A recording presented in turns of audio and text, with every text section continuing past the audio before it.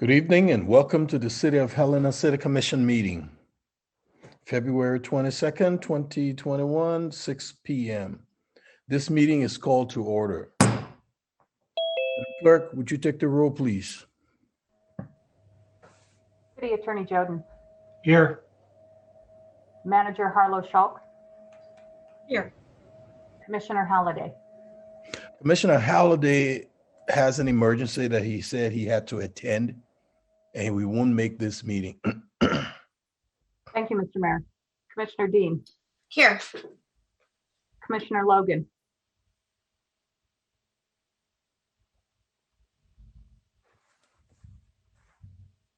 Let me check.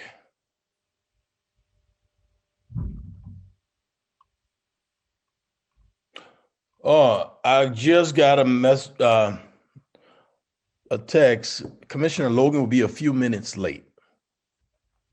Again, thank you, Mr. Mayor. Commissioner O'Loughlin. Here. Mayor Collins. Here. Welcome and thank you for participating in the City of Helena City Commission meeting. We are pleased to be able to provide this alternative meeting format in the city's effort to broaden public participation. Please be patient as we may experience technical difficulties during the meeting. We welcome your public commentary during the meeting. Please read the following tips and guidelines for the app usage and your participation.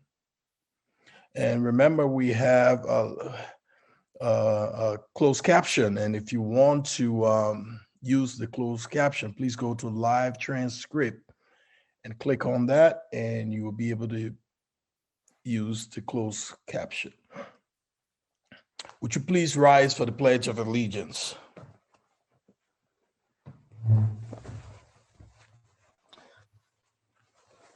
I pledge allegiance to the flag and to the republic for which it stands, one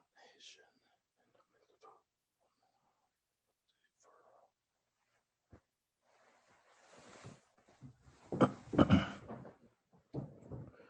Minutes, regular commission minutes, January 25th were received. Comments, questions? Madam Clerk, the minutes will be admitted. Presentation, Larry Kurokawa, Director Penozo.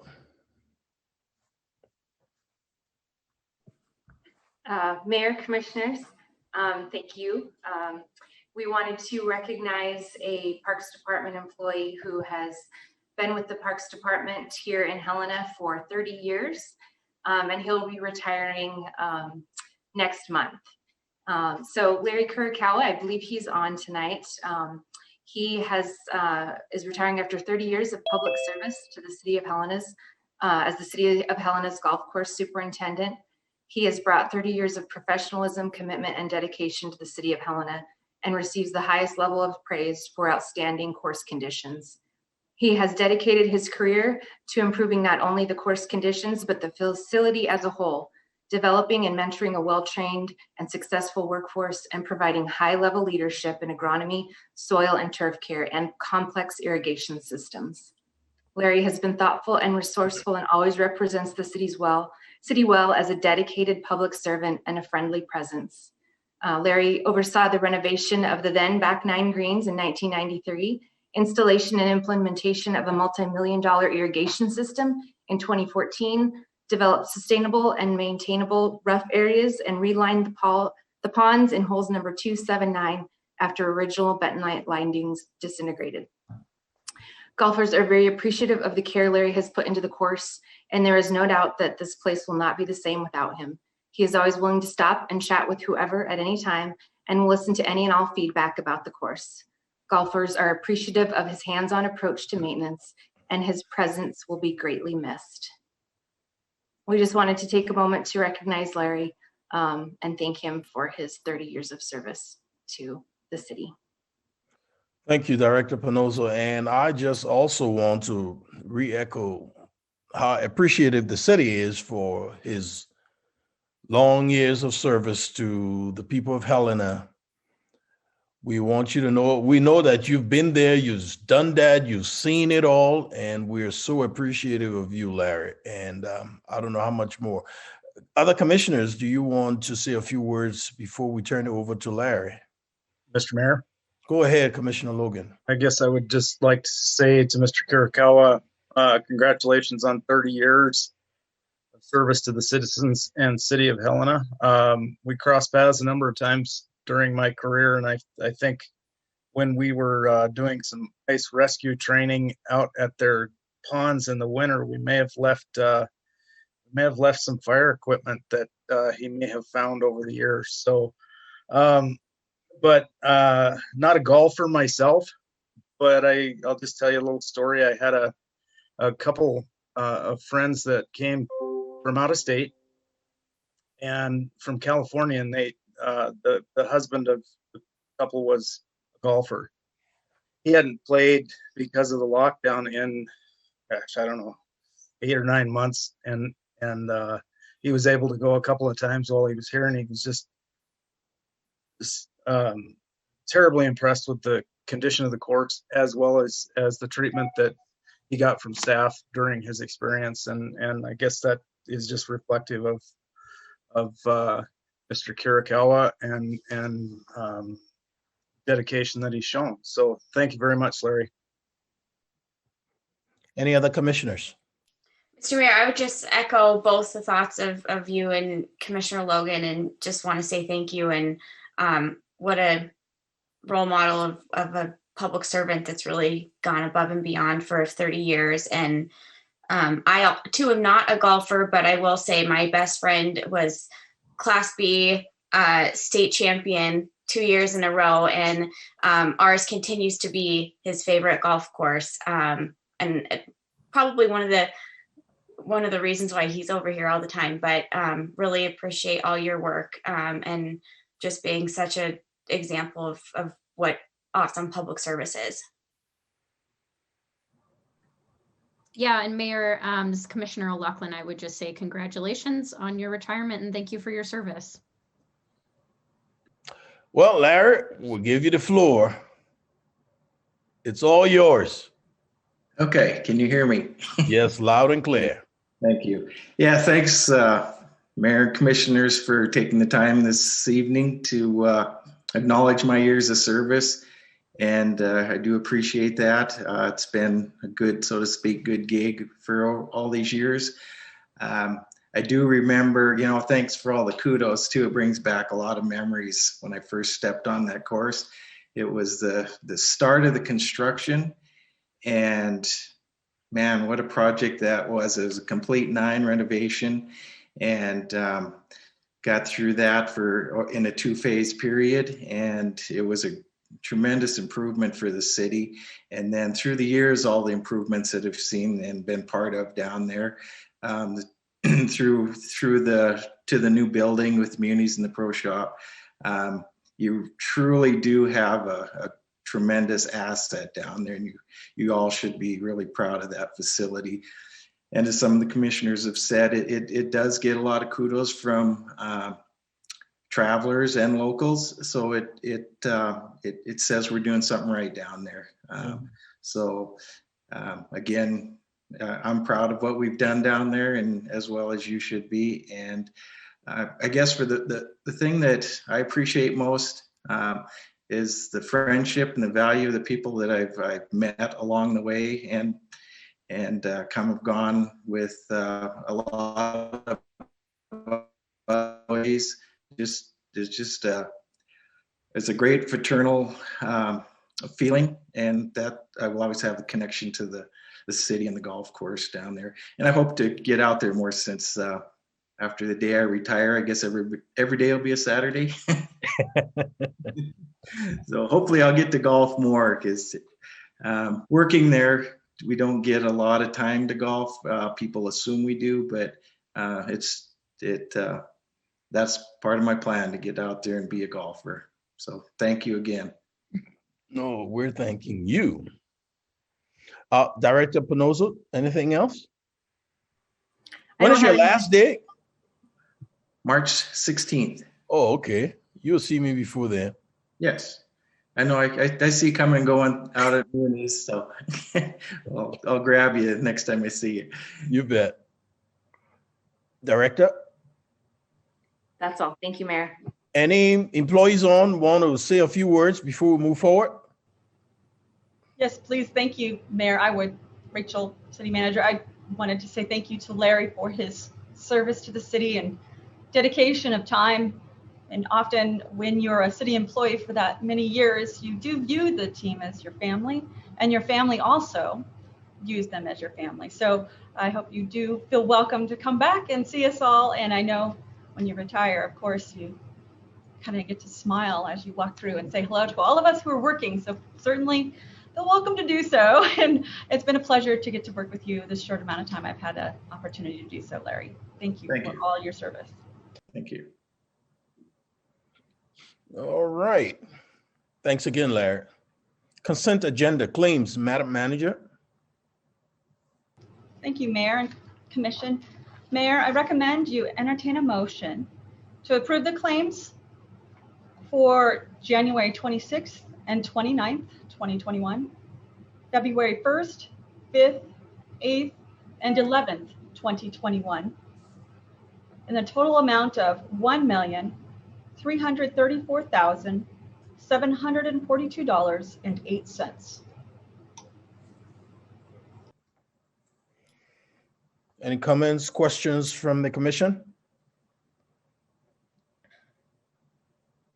Public comments? I'll entertain a motion. Mr. Mayor, I will move item A, claims. Second. It's been moved and seconded. Madam Clerk?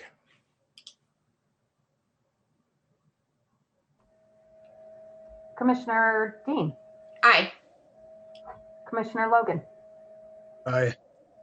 Commissioner O'Loughlin, Aye. Mayor Collins. Aye. The motion carries 4-0. Thank you. At this time, we'll ask for communications proposals from the commission.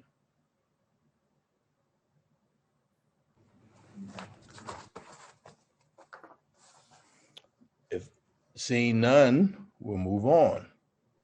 Report of the city attorney.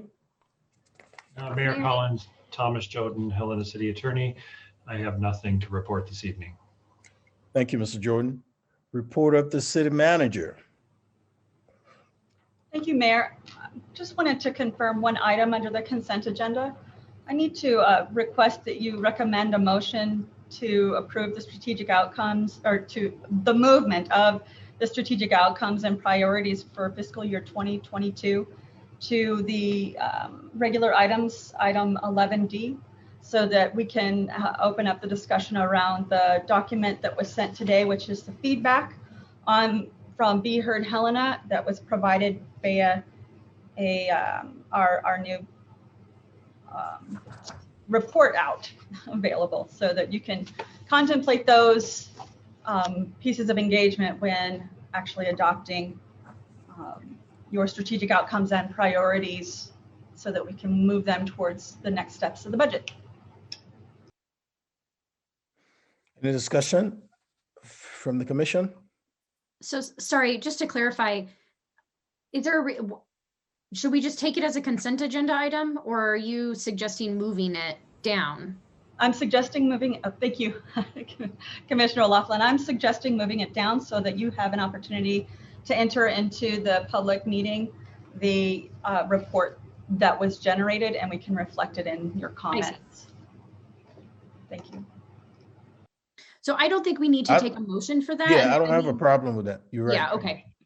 We'll just transfer it down to Delta, 11A, right? 11D or A. Yeah, in that, okay.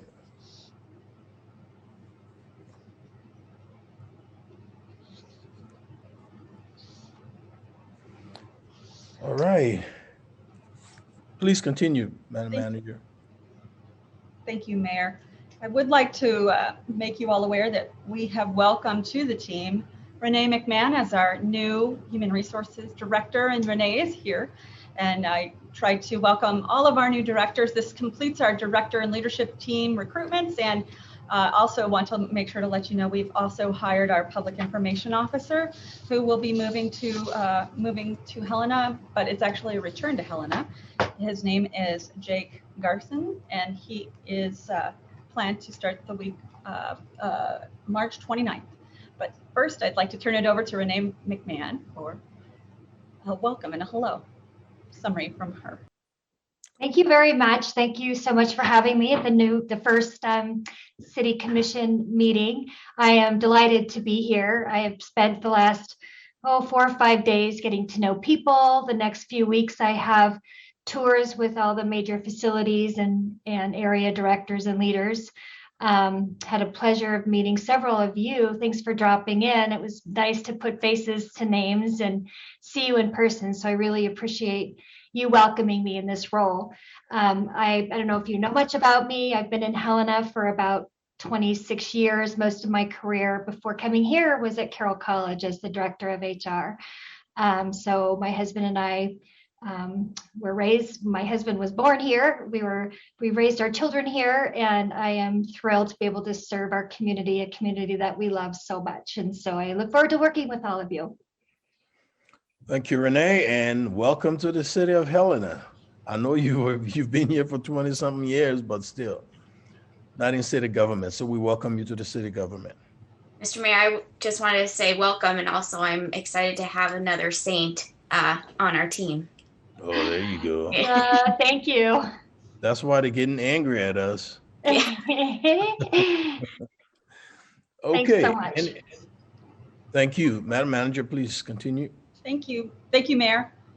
First, I wanted to circle around on a memorandum that I sent to you all via email last week, and it is specific to a loan to Artisan LLP mortgage that was entered into the city on May 9th, 2005, where the city altered terms of a loan, and that was originally made to Artisan in 1997.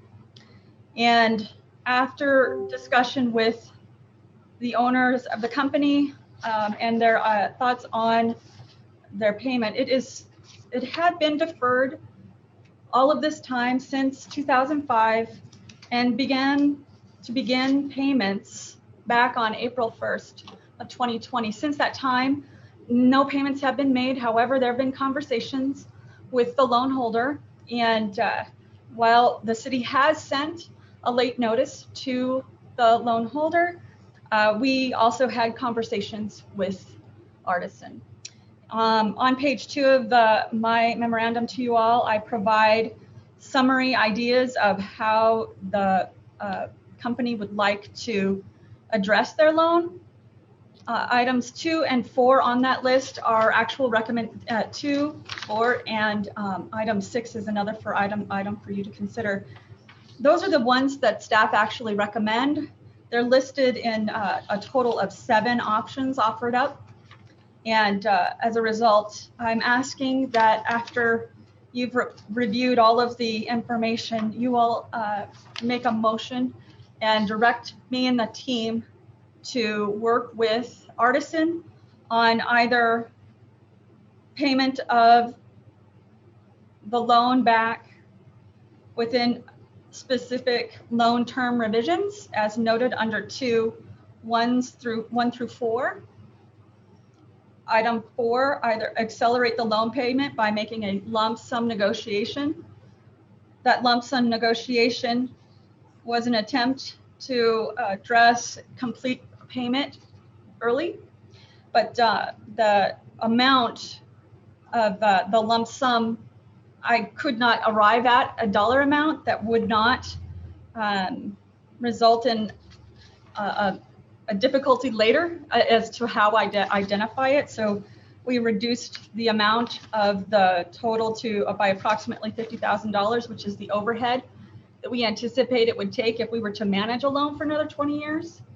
So that lump sum amount would be $448,780.01. And then the last is we can always continue forward as we have and move forward with the collections. As I've said, We have not received payment back to April 1st of this year, of 2020, excuse me.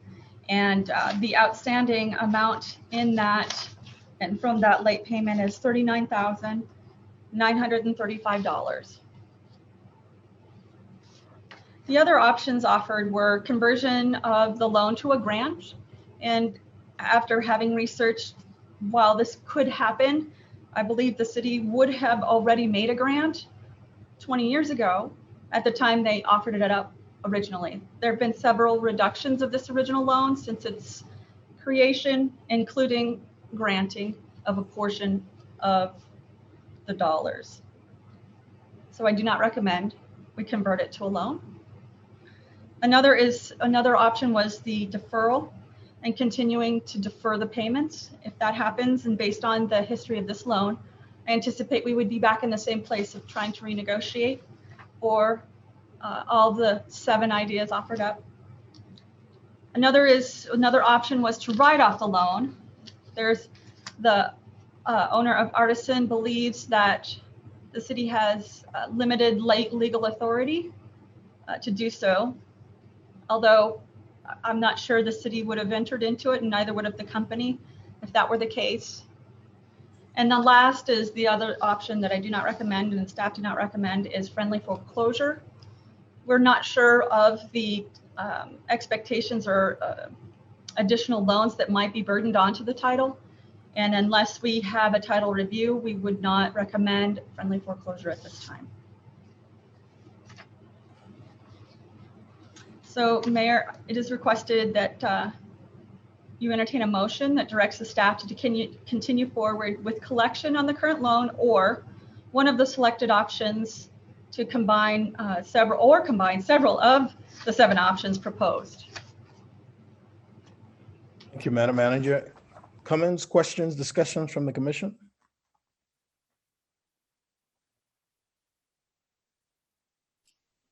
Mr. Mayor. Go ahead, Commissioner Dean. I would not be opposed to the lump sum option or exploring that, but I mean, I believe it needs to be paid and sooner rather than later for the late payments. But those are just some of my thoughts. I know, I mean, if I was late on a loan, I'd be hearing from someone. So when I read through the memo, which appreciate all the detail, Manager Schulk, but that's where my head is. Thank you. Any other comments from the commission? Mr. Mayor, Go ahead, Commissioner Logan. questions for the manager, please. Go ahead. Ms. Harlow Schulk, am I reading number 2 right in it kind of giving you more flexibility than the other, or is that a bad assumption? Thank you, Commissioner Logan. The flexibility is in that it allows for the term to be extended. Right now, it's a 14-year term loan with a 3% interest. The offer within each of the elements would be to take one of those 4 to the company and offer them up as an option to them. Whichever one is selected, they choose, we move forward with. So the first one is renegotiate the terms to what is currently past due, which is that $39,935 on top of the original $498,780 loan, using current term interest rates over 15, 20, or 30 years. And those current mortgage rates for 15 years are 2.19, 20 years 2.1 or 2.715, and 2.799 for 30 years. So that's option 1. And then each of the following are different variations of the loan terms as well as the interest rate. Most important distinction is the removal of the past due as part of the total amount to be negotiated in the loan terms. Either removal of it under 2.2, little I2, or continuing forward with it under 2.1 and 2.3. as Well, well if we as. were, Mr. Mayor, if I may, Go ahead, Commissioner. we were to select the second option, number 2, do we have to choose 1, 2, 3, or 4 under that, or is that up to you to negotiate with the individual? That would Yeah. be, oh, excuse me. Thank you, Commissioner Logan. That would be the ask. It would be up to you all. It would be far more, it offers more flexibility to approve the option of the city offering into a renegotiation of the loan into any one of these terms and allow me to complete that negotiation. And one last, Mr. Mayor, Go ahead, Commissioner. and in number 4, it says a lump sum amount has not been shared by the Nicholsons. So you don't have a sense of that, that being a viable option, or do you? Thank you, Commissioner Mayor. Commissioner, this dollar amount is better than no dollar amount, which has been offered up by the Nicholsons. And it is one that I can at least defend on as to how I got to the logic of the number. I'm not sure what other number we might be talking about. I've asked in 3 different conversations for that number.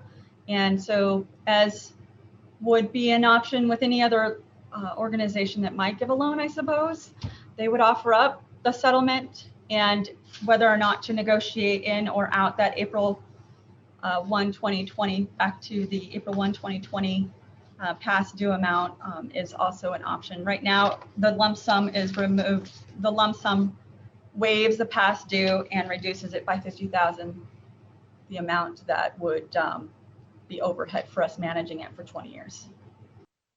Thank you, Ms. Harlow-Schalk, and thank you, Mr. Mayor. You bet.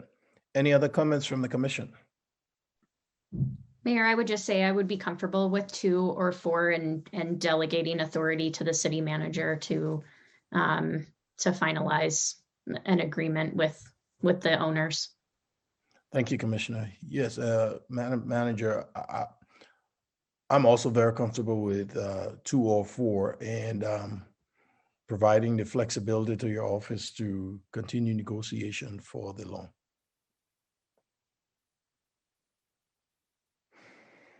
All right, you may continue. Are you done with your report? Nope, I am not. Thank you. The next item up is an update from our fire chief, and that is the specific item that I shared on February 3rd. As you know, I felt I would have been remiss if I did not share to you this priority brought to me by the chief, Chief Wood, and that we do have a problem that needs to be addressed within our fire service overall. And I also would like to say that there's always an intention that when we start this conversation, and like we are, that this is just the beginning of the conversation, and that we are in the motion recommending that you all contemplate sending this to a stakeholder group and to further discussion within the community. It is anticipated that this fire station is not the only solution, and instead also what other items might be on the table, including partnerships and stakeholder conversations. Additionally, the partnerships beyond our borders are being reflected in the motion being recommended to you specific to the Planning Commission, and asking for their support and work beyond our borders and specifically to emergency services. What I did not do, and the chief did not do within our information to you, was share the definition of emergency services, and I wanted to make sure that that was clear. Emergency services includes fire, police, and any other water or sewer emergent issue that requires the city to address emergency issues outside of the city's borders in order to provide support to the community. The concern that was raised on February 3rd is in relationship to the city's status of conformance to the National Fire Protection Agency's response standard. The city is witnessing a significant change in not only its population, but its responsibility.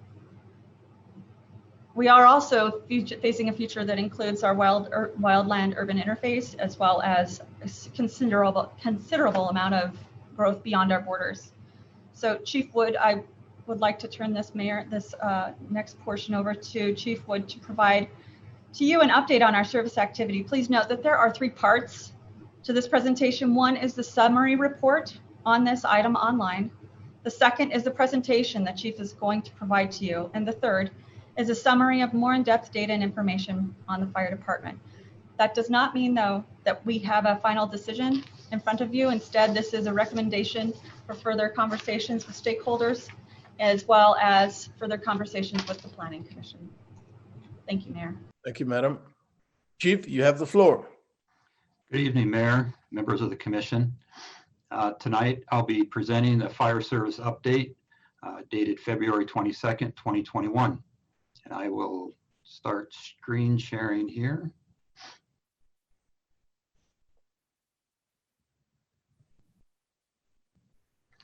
Can you all see the presentation?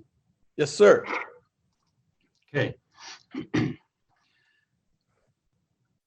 So the first slide, what does the fire department do?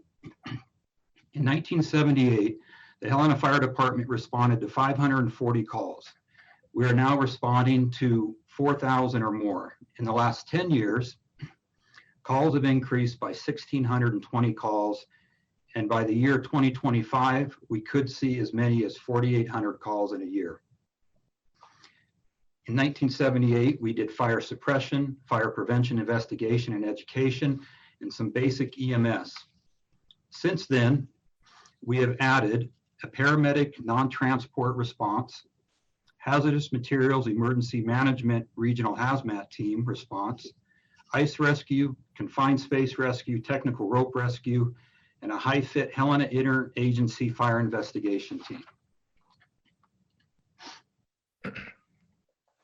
So in 2006, a Lewis and Clark County and City of Helena Fire Protection Service review was completed by Emergency Services Consulting, ESCI, in 2006.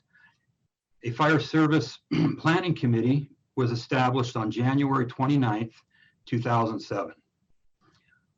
Based on the information contained in the 2006 ESCI review, the 2007 Planning Committee recommended the following: adding 9 firefighters, 1 fire inspector, the remodel of Station 2, capital replacement program with an ongoing funding mechanism, a city commission supported response times, directing the fire chief to establish a department-wide response time with a 90% recommended attainment level, and to begin the process of adding a 3rd fire station built and staffed by around 2012, 2013.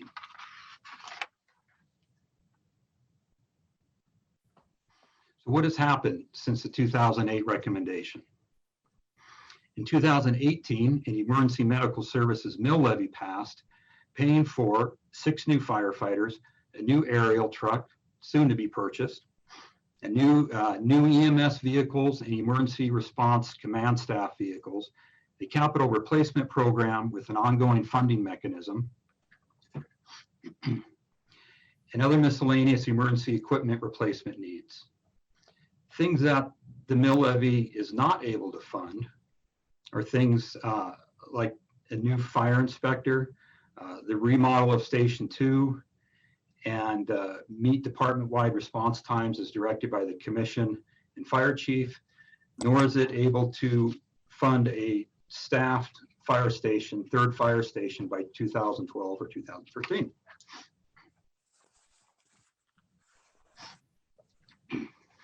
So the impact of not having a 3rd station. Not having a 3rd station is causing an increase in response times, overlapping calls, delayed and unable to respond occurrences due to city and county growth. This will in turn cause a community to experience a greater property loss from fires and will delay needed medical care, resulting in worsening health outcomes, specifically when a person experiences a heart attack or stroke. Since the fire service review, the city has seen an increase from 2,935 calls in 2006 to 4,210 calls in 2019. It's seen a 30% increase in city streets, or about 54, 56 miles of streets. Commercial and residential subdivision development in all directions, especially north of the railroad tracks, east and west. An increase of about 8,000 city residents, serving about 70,000 during regular business hours and weekends. And an increase of about 14,000 county residents.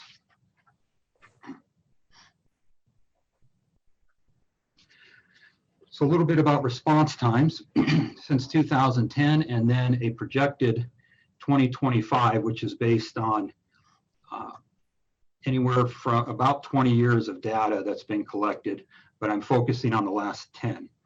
The graph shows an average response times for all districts or zones. Response time to outlying city properties can be as high as 8 minutes. The 2025 average projected response times for station 1 and 2 is 6.5 to 7 minutes, with an NFPA compliance as low as 11% of the time, meeting those standards within the 90%.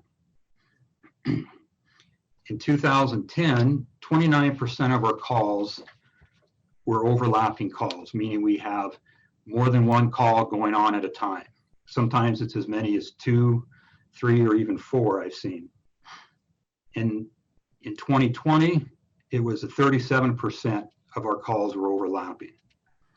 And in 2025, we could predict a travel time compliance will only be about 53%.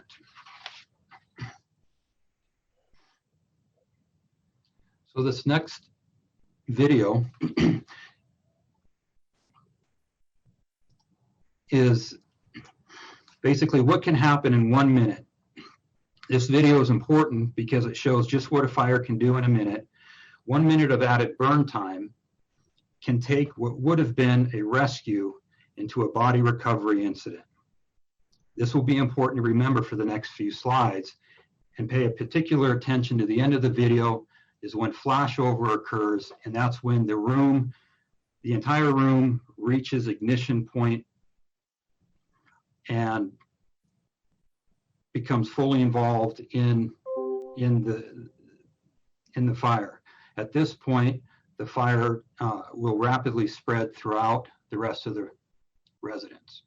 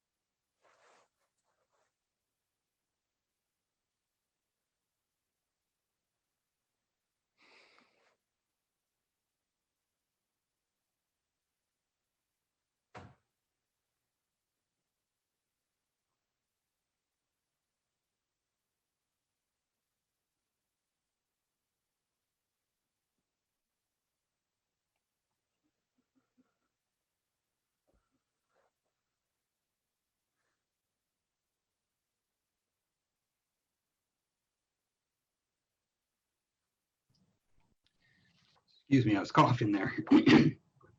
So as you can see in the video, every minute really does count in a fire. It makes all the difference. And in this slide, well, first, we cannot safely make entry into a structure fire without both stations on scene unless it is for an immediate potential life rescue. The city is split into 2 different response areas by Montana Avenue. Station 1 covers the west side and Station 2 covers the east side. The map you're looking at here is broken up into 9 different districts we use to track response times. So we can separate each district out and see how we're responding to that area of town.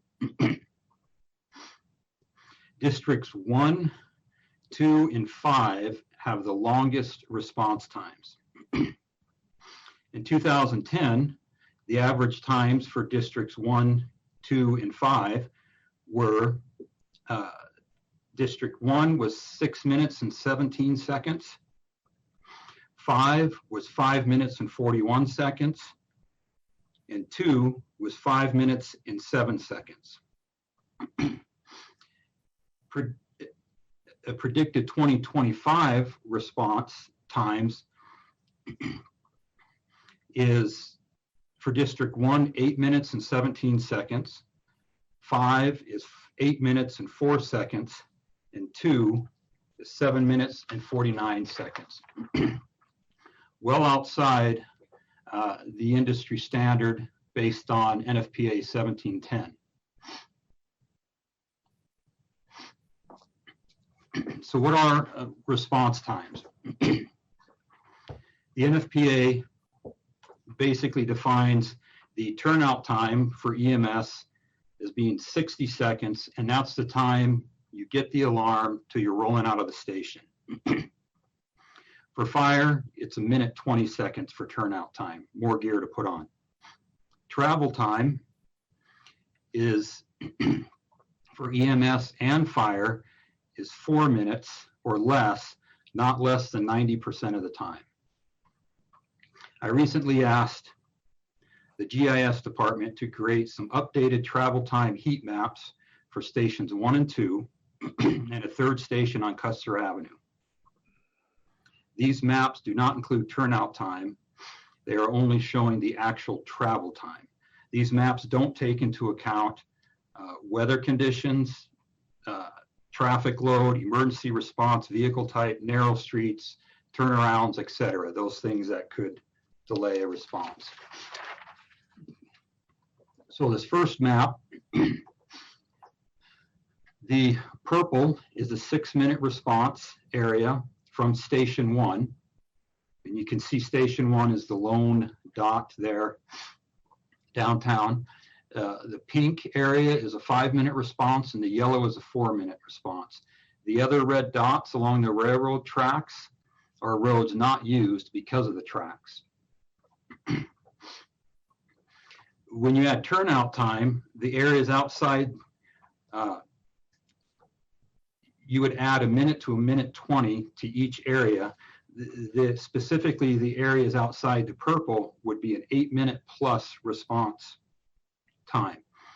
This often happens when calls overlap or one station takes the other's call outside their primary response area. So Station 1 has to travel over by the hospital in that area. You're looking at an 8-minute response time. Because of the railroad crossing on Benton Avenue and Joslyn Street, Station 1 is forced to use longer routes such as Henderson and Montana Avenue, which makes Custer Avenue an important main thoroughfare.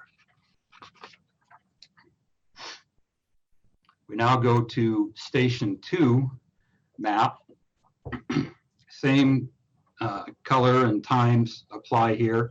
And you can see Station 2 over on Hannaford Street. Based on the heat map, you can see how response times increase based on where you are responding from. So areas in Stations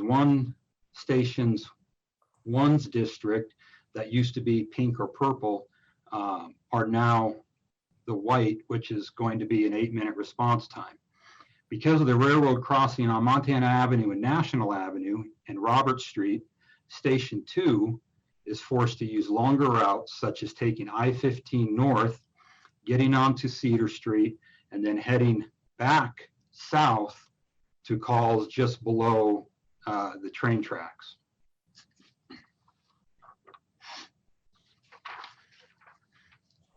So now you'll see the importance of a third station somewhere down on Custer Avenue in the area of the water treatment and Kelleher Street area.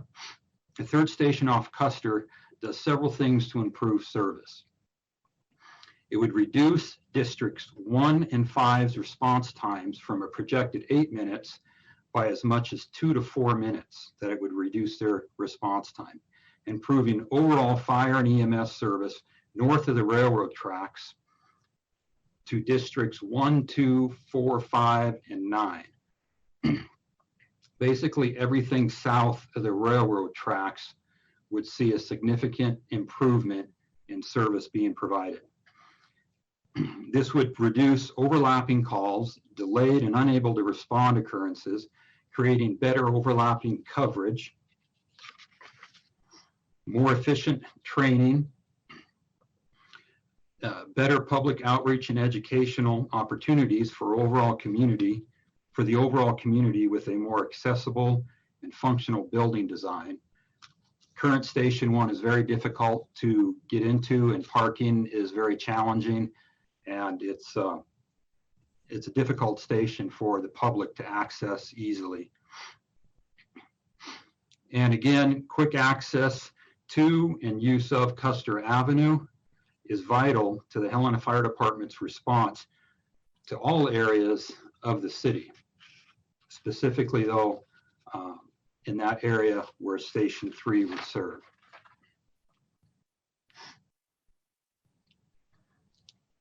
So rural fire and mutual aid. The Helena Fire Department participates in the Lewis and Clark County Rural Fire Council mutual aid agreements. We have an outstanding relationship with our partners in rural fire, and we help each other out.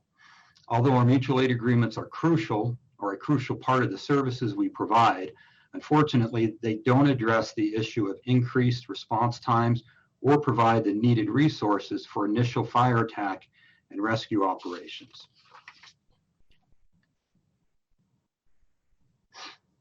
So the recommendations: begin the process of building a third fire station on the north end of the city.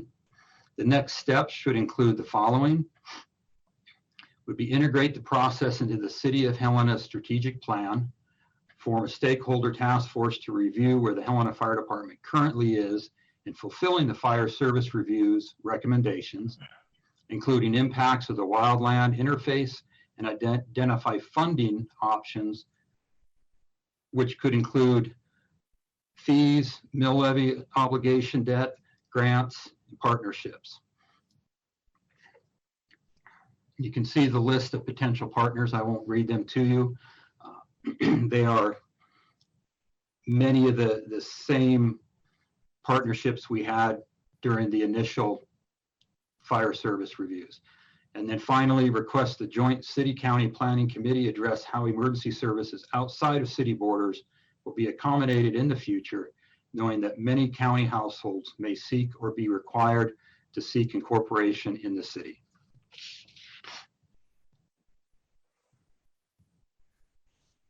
That is the end of my presentation. I'm open to any questions you may have. Thank you, Chief. Yeah, you need that drink of water. Comments or questions from the commission? Mayor, I just have one quick question for the chief. Go ahead, Commissioner O'Loughlin. As you've looked, or I would just be curious if you've looked at other municipalities that are our size and how they might compare in their, their total force, and then how many stations they have. If you've done any sort of comparisons with similarly sized municipalities. I have. I don't have, or excuse me, Mayor, Commissioner O'Loughlin. I have just in general. I haven't, I guess, dove into the actual statistics.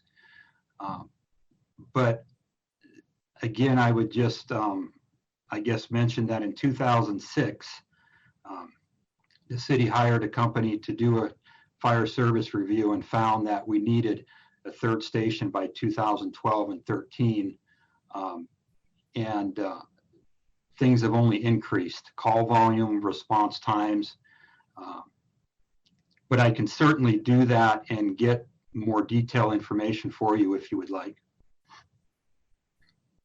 Yeah, that would be great. Thank you.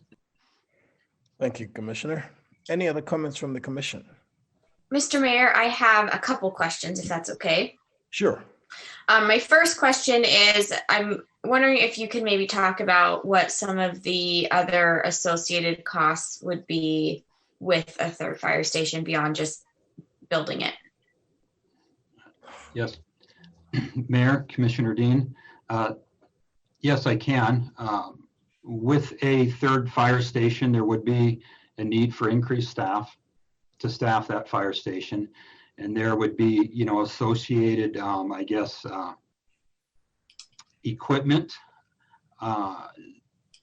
There's different ways we could manage what we have now, but there could potentially be a need there for added fire trucks or rescue response type vehicles. Okay, that's helpful. And then, Mr. Mayor, if I might, I have one more question. And I know the slide kind of outlining what was included for the 2018 levy was helpful. And I'm just curious if you can recall, maybe what some of that discussion was as to why a third station wasn't included in that. And I'm grateful that those reports were included in the packet because that was really helpful to read through those. But I know that it's, all this has been saying this is what we're going to need, even a few years ago. So I'm wondering if you can talk maybe about why this wasn't included in the last levy. Mayor, Commissioner Dean, that's a very good question. I don't have an answer for that, honestly. I wasn't involved at the beginning of that process. It had already begun. I'm trying to recall back where I was at. I don't have a good answer for you, unfortunately. Well, I could add, Mayor, it's interesting because while there was some sort of general conversations 3 years ago about a station, and I know that has been a topic for some time, it really was the staffing that was the priority at that point. Making sure that we had a certain number of staff on for each shift.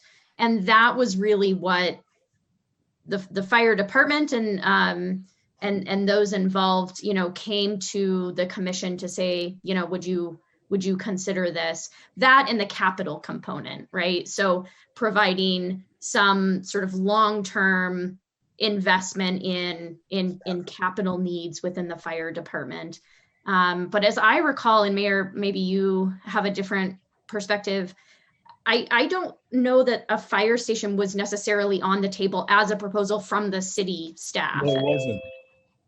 It wasn't on the table at the time. We're looking at staffing and the safer grant. I would agree with that. Thank you. Any other comments from the commission? Mayor, a few questions, if I may. Go ahead, Commissioner Logan. So Chief, would a lot of the presentation tonight is based on response times? Can you think it might be helpful to describe how those times are captured to the commission and the public listening? Yes, Mayor, Commissioner Logan, good question. So the overall response times, the 5 minutes for EMS and the 5 minutes and 20 seconds for fire response. So the call comes into dispatch and we don't track those times. We just track the times from when dispatch sets off our alarm that there is a call. So the time it takes for us to receive the call or respond to the call and go en route is our turnout time. And that's the time that it takes for you to get ready, get in your vehicle and roll out the door. Then you have your travel time, which is between your en route and your on-scene time, which is an additional 4 minutes per NFPA 1710 standard. So when you combine all those, that's your overall response time. We have the only piece of that we have any control over is our turnout time. So the time that alarm comes into the station and we get ready and head out the door. That's what we internally have control over. Thank you, Chief. Mr. Mayor, a follow-up, if I may. Please.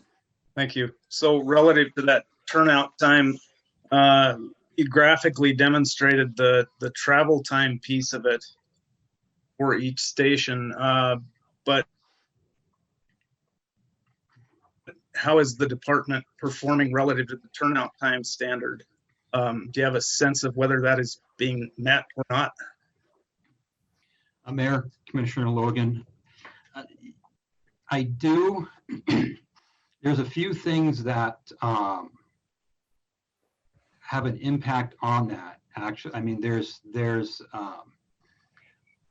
within Station 1, we have 3 levels that we're operating in. So you could have firefighters on any one of those levels. Preferably, you have a single level fire station like our Station 2. So there's things like that that can affect that turnout time. What other activities you're involved in can delay you're getting on the radio. If you're in the middle of training, there might be a delay there where we get on the radio and receive that call and go en route. So there's a lot of things that can impact those numbers. And what I found is our numbers do look a little bit high. There are some inconsistencies with dispatch, and I did pull a small sample, and it's not terrible. It was a small sample, so I don't know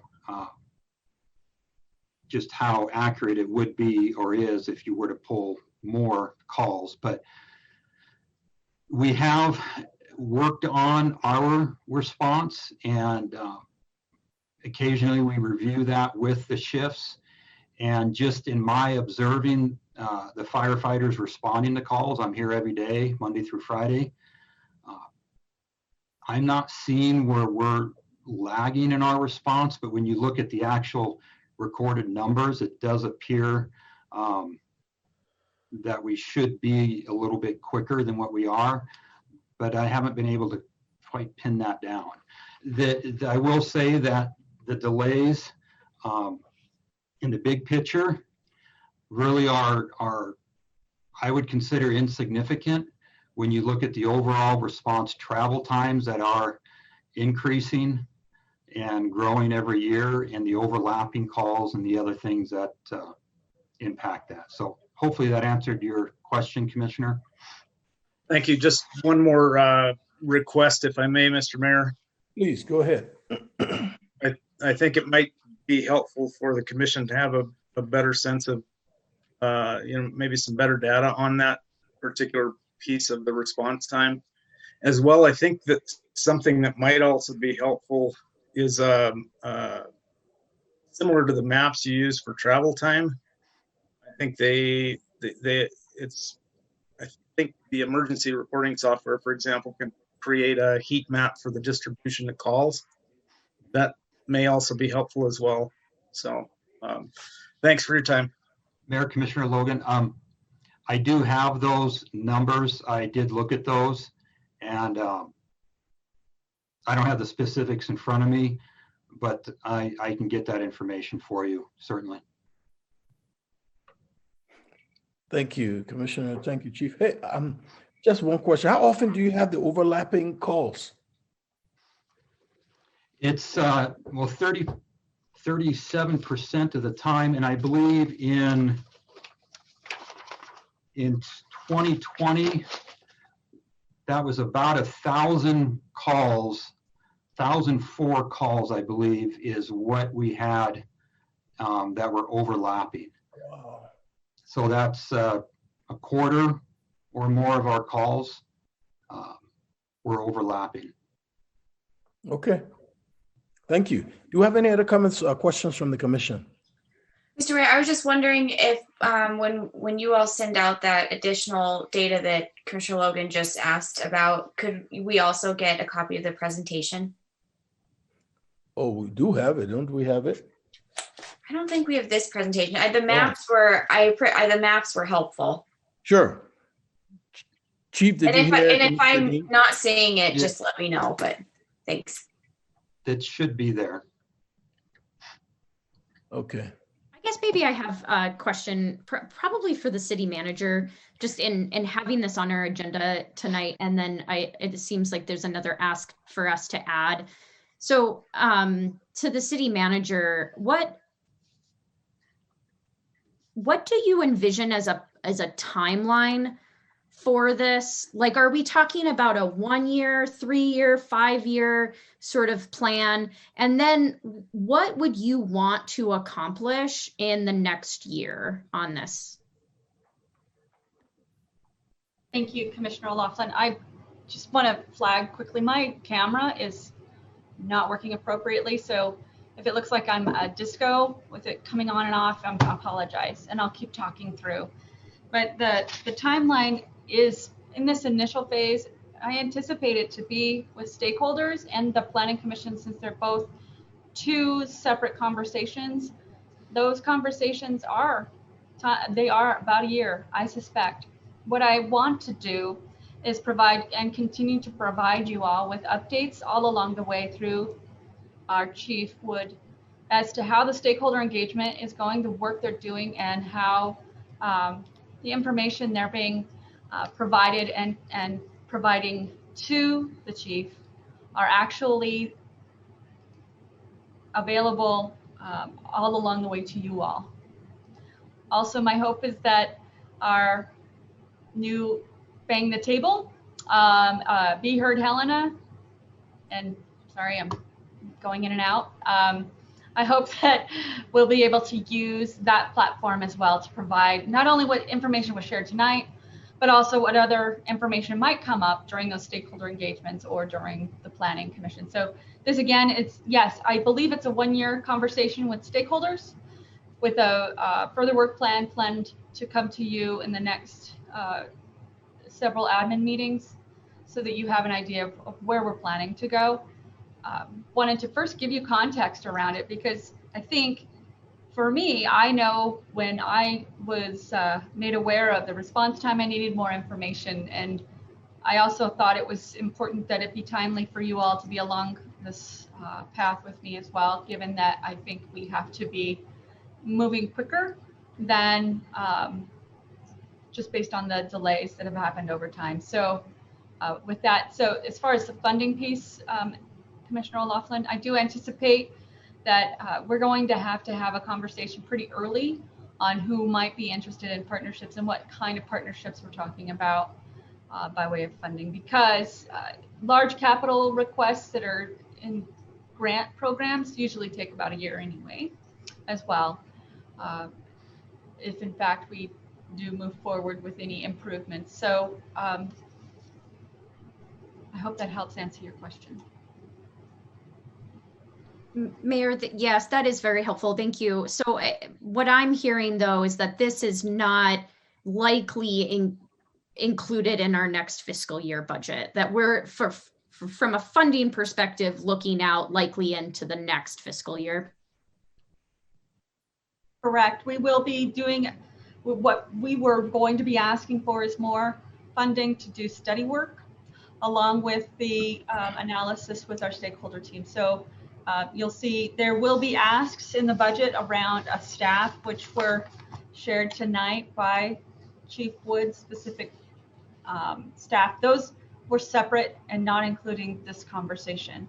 And but that further study to augment what we had and have had on our records, we really do need to update that in some way and provide more solid information. Thank you. Mr. Mayor. Go ahead, Commissioner. Thank you. So one thing I'm just thinking about moving forward, I think it would be helpful when we start these conversations I mean, I think one, it's like an education piece, right? So that everyone in the community knows from the get-go, this is what we're looking at and this is why. And these are the steps that we're taking to gather the information we need. And part of that too, I think, is probably looking at not just, what are the actions we need to be taking in the next, let's say 3 years, like a fire station, but 8, 10 years and be able to look in phases, because I think that, had we been talking about maybe phases 10 years ago of, first there's going to be a levy to address staffing, and then we're going to talk about this, and then we're going to talk about a fire station. I think that maybe that sets a conversation up so that everybody in the community knows what's happening. And I think the other part of that too is that, I kind of had to laugh when I was reading through some of the studies, and I'm glad that we're going to invest in gathering more data and have a better understanding of where we are, because these two, and everyone knows I'm, the youngest, but these studies were done when I was in high school, and I'm turning 30 this year. So it's one of, I just had to laugh when I was reading it, because I know 2006 and 2008 don't seem that long ago, but it's a significant chunk of time that, the community's changed in that amount of time. And I think that we need to be thinking about, what does this look like, 12 and 15 years from 2021 too. Bet only you will be able to compare it like that. Thank you, Commissioner. Any other comments? Well, Chief, we appreciate the update, and we're looking forward to continue our relationship. Thank you. Madam Manager, are you done? I am, Mayor. I'm hoping that you all will entertain a motion that supports our chief moving forward with engaging stakeholders and continuing the conversation over to the Planning Commission so that we can address emergency issues outside of our borders as well. Thank you. Do we have any discussion on that, or we can move straight to the motion? I'll entertain. I'm sorry. When you say outside of our borders, what do you mean by that? Into the, thank you, Commissioner O'Loughlin and Mayor, the outside into the conversation around emergency services, and those emergency services brought on when we as an organization have to go outside of the city of Helena land jurisdiction. So oftentimes the city is required to, when there's annexation or issues related to water and sewer service, those are emergent issues. So that's the conversation with the planning committee that we would like to have, the joint planning committee, on how to address those emergent issues beyond our Helena jurisdictional lines and into those areas of the county where in fact we are providing emergent services and anticipating what that might look like into the future. Thanks. Sorry. No, that's fine. I got the partnership part. I wasn't sure what you meant by that. Mayor, my inclination is that we hold off on making motions until we actually get to the item. We just moved. This is a city manager report item, not an action item. So if we want to amend the item that we just moved into regular items to reflect this as an additional priority, that might be the best time to do it, when we can talk more holistically about the strategic plan.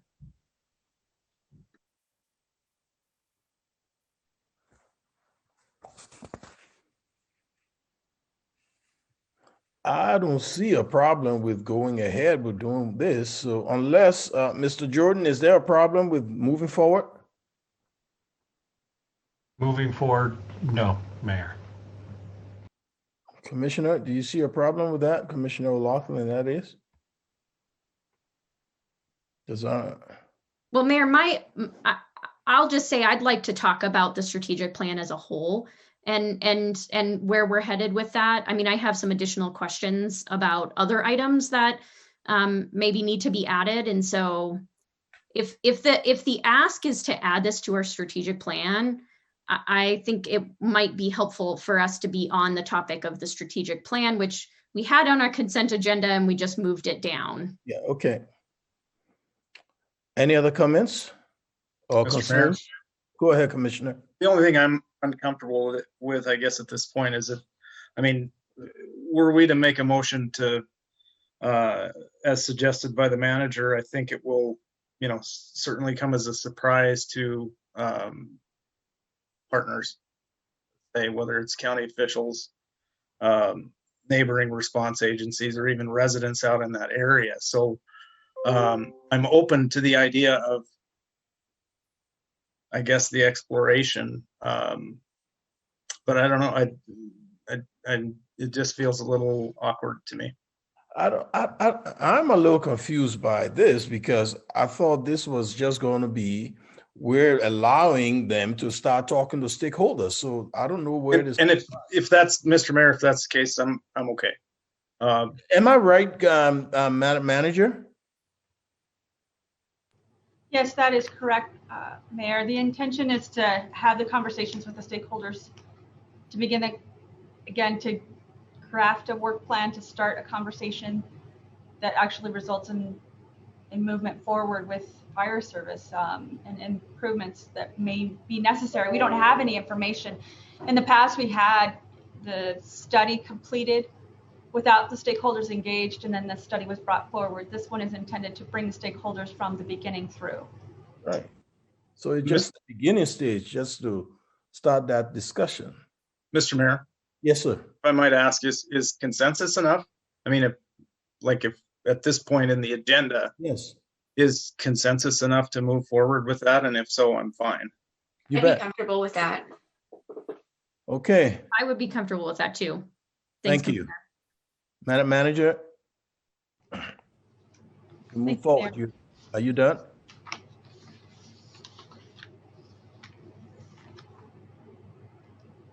Yes, sir. Yes, Mayor. That is the end of my portion of the agenda. Thank you. Your report. Okay. Where am I?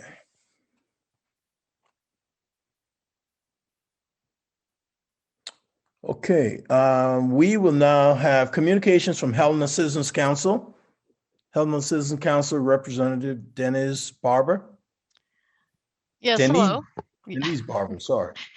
No problem. Thank you, Mayor and members of the Commission. So I am a member of the Helena Citizens Council, and I'll be brief in this report out.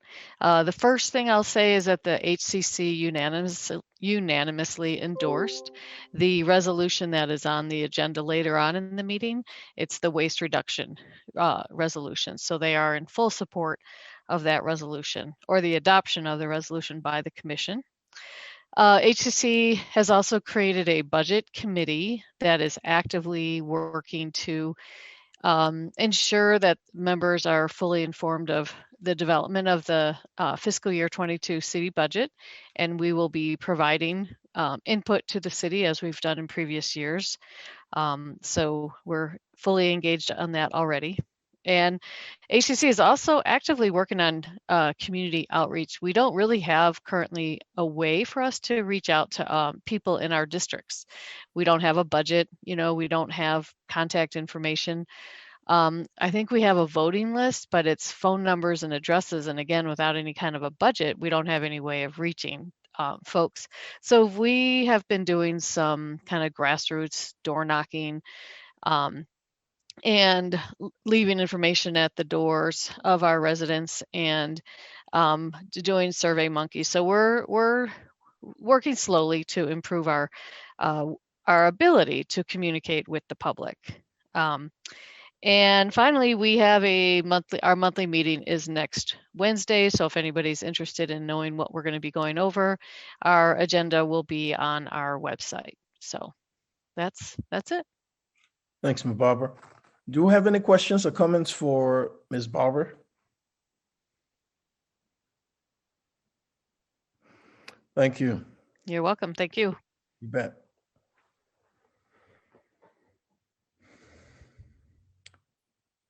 Regular items. A, consider a resolution establishing a policy that all department director level employees should be residents of the city of Helena while employed by the city of Helena. Madam Manager.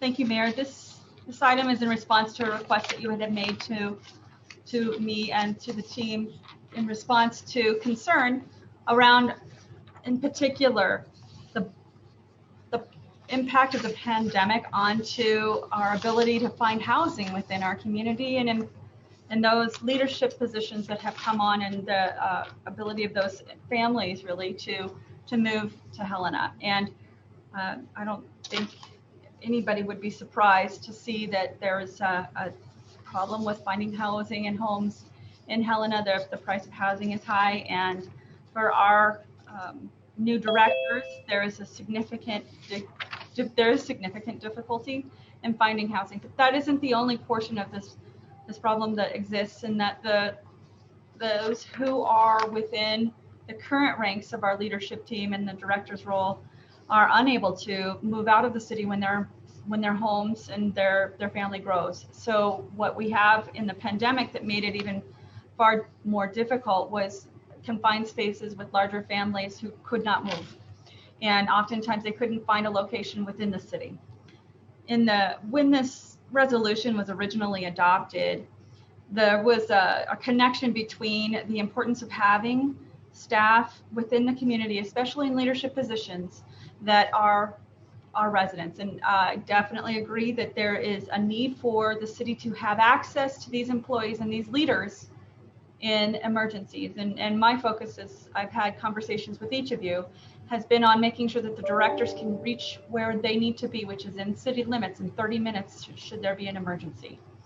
The positions that have come on, many of them have reached the caveats, and the majority of the caveats within the resolution adopted in 2018 apply to our directors. Now, the question is whether or not the service delivery has changed. So the purpose of any work that we do is to ensure good quality service to our citizens at the best price possible. And that's really where I start with our work. And I don't know that there's a distinction between whether or not a director living in the city actually improves the service delivered. Now, they do feel the service delivered, but they're also employees in these roles are oftentimes in these buildings more than they're at their homes, and actually a part of receiving services within the community.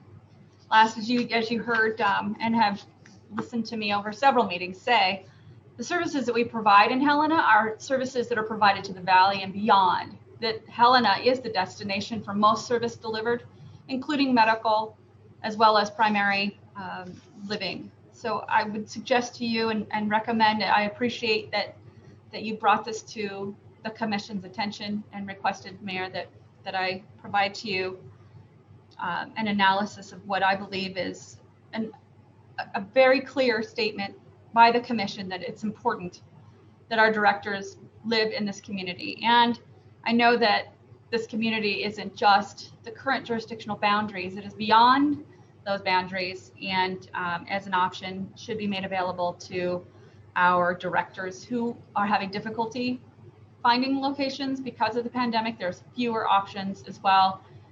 Those that are currently within our director group whose families have grown beyond the space they have in their homes to those outside our jurisdictional boundaries. So what I'm recommending to you, Mayor, is that you entertain the repeal of Resolution 20500 and adopt the resolution suggested tonight, which replaces the word shall as it appears twice in the resolution with should, so that we continue to reflect on the request of this commission that our leadership live within the community, and yet offer up the opportunity for flexibility for those who are new to the community from outside the city, outside the state really is, and then those who are outside the county, excuse me, and those who are either in the community and cannot find a space.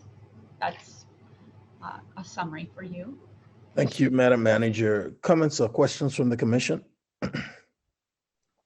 Mayor, Go ahead, Commissioner. question please for either the city manager or the city attorney. Do we need to repeal, or can we amend the existing resolution? Mayor Collins, Commissioner Logan, Thomas Joden, Helena City Attorney. The way we've drafted the resolution is for a repeal because of the various sections in resolution 20500 to 20500 that have I will call them the current exceptions for employees that are already city employees that are promoted, or folks who already live in Lewis and Clark County are accepted from the requirement to be residents. Since this new proposed resolution would eliminate the requirement, the exceptions were no longer needed. Thank you. I probably, Mr. Mayor, I'll have a comment later, but interested to hear what other commissioners have to say. Thanks. You bet. Comments from other commissioners? Mayor, I have a couple questions. Please go ahead, Commissioner. One, well, I guess this is just a request. The current resolution that we are repealing is not in our packet, which makes it awfully difficult for us to see. And I would echo Commissioner Logan's. I mean, it would be preferable if you all proposed amendments to our existing so that we could actually see and compare, even if we're merely striking out, just so we can see. So that would be my first request, is could you please provide that to us again? I have two questions. One, we did a fair amount of research on this proposal when we first approached this discussion. I seem to recall that we got a kind of a side-by-side comparison of how other municipalities in Montana do this. And I'm just wondering, perhaps the city attorney knows offhand how, Bozeman or some of the other municipalities, if they have similar requirements. Mayor Collins, Commissioner O'Loughlin, I don't know the answer to that question. And, and just to add a little bit to this, when we did this, I remember when we discussed this, and I was fully on board, but none of us anticipated the hardship of COVID. COVID has landed this and made things more difficult. We all know that. That's why we're going. That's why I suggested this, because I was in favor of the what we did before in 2018, but we didn't anticipate COVID, and COVID has played a major role in this.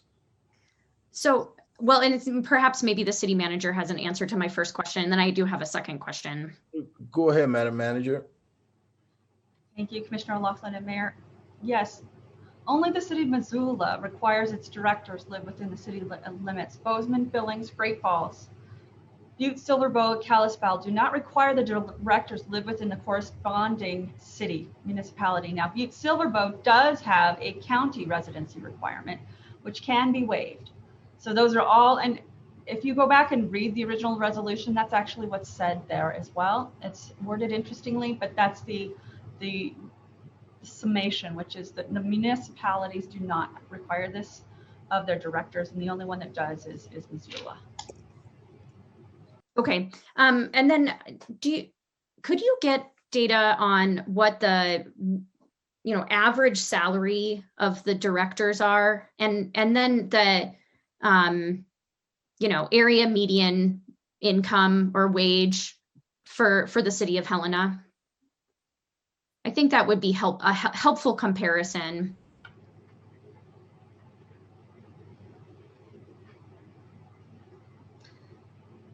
Thank you, Commissioner O'Loughlin. Yes, and definitely we can provide that. I will tell you that the data related to demographics on the American Community Survey, which we would utilize in response to that average median income for those in the community, would be from 2019. So it would be lagging data, and it would not include, so we would have to suggest some sort of a margin of error distinction between the two, just to make sure you are aware of that. Yes, I can provide that information. Are you done, Commissioner O'Loughlin? Those are my questions. I also have some comments, but those are my questions. Thank you. Mr. Mayor, Go ahead, Commissioner. Just a quick one.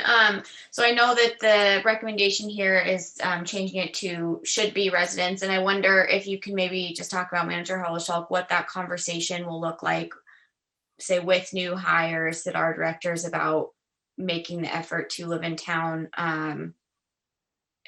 based on that should rather than must. Thank you, Commissioner Dean. I don't know of a single leader who does not want to live in this community. So right out the chute, anyone who wants to be a part of the leadership team and wants to work for the city of Helena wants to live in the city of Helena. And I have heard that resoundingly from those who have tried to move to this community from outside. So that's the beginning of the conversation, which is our commission feels strongly that its leadership team needs to live within the city. And we also understand that the diversity in our housing has gotten even further down into the ability of us being unable to find homes. The second part of this is that it's not just the director, it's their family. So what the family unit impact is during a pandemic is exacerbated when the space is limited and there's very few options made available to them. So I would say there is a connection between what happens to a family, and not many employers would say they spend that focus on the impact of the family. And in this situation, during this pandemic, it has had a large impact for those who have been. And quite frankly, after speaking with some of the employees, they were sincere. They have made active efforts in trying to find placing in the Helena community, but those active efforts were to no avail. So, Mayor? Go ahead, Commissioner. Sorry, Commissioner Dean, did you have any other? I was just going to say the house next door to me just went up for sale this last week, and in the first 24 hours, I counted 15 people going through it, and it's a Carol rental, and so I totally am seeing. I mean, all of us are seeing, and everyone's talking about it, but it is wild right now. Thank you, Sorry about that. So, Mr. Mayor, one last question. Please go ahead. For the manager, any other City of Helena employees have residency requirement? No. Thank you. No, we do not. Thank you. Maybe one question, Mayor. Go ahead, Commissioner. So prior to our passing the resolution that you're proposing that we repeal, I seem to recall that we had at least some director level positions were required to live in the city of Helena. Do you recall what the requirement was prior to that resolution? Who you asking? So either the city manager or the city attorney. So thank you, Commissioner O'Loughlin. The requirement that the city manager live within the city is a contract requirement. It is not a personnel policy rule. This is a personnel policy. The city manager manages the personnel piece of our operations, and typically the city manager establishes those policies. So this one is beyond that and into the operations side. The contract you all have with me is specific to the residency requirement. I apologize, my camera is my friend tonight apparently. Okay, so I seem to recall that there were other positions, and Thomas, I don't know if you know if prior to that passing that resolution, if there were other positions that were also subject to the residency requirement. Besides the director level? Within the directors, I seem to recall that perhaps maybe the city attorney, but I don't remember. I think we just that was one. those people. I don't think there were any other positions. Mr. Jordan, do you have any answer for that? Mayor Collins, Commissioner Lachlan, I remember spending a fair bit of time researching that between the judge, the city attorney, and as to the city attorney, I was actually kind of shocked because my understanding was that the position had to live in city limits, but we could not find that authority. So other than the manager, prior to resolution 20500, there were no positions that were legally required to live in the city. Okay, thank you.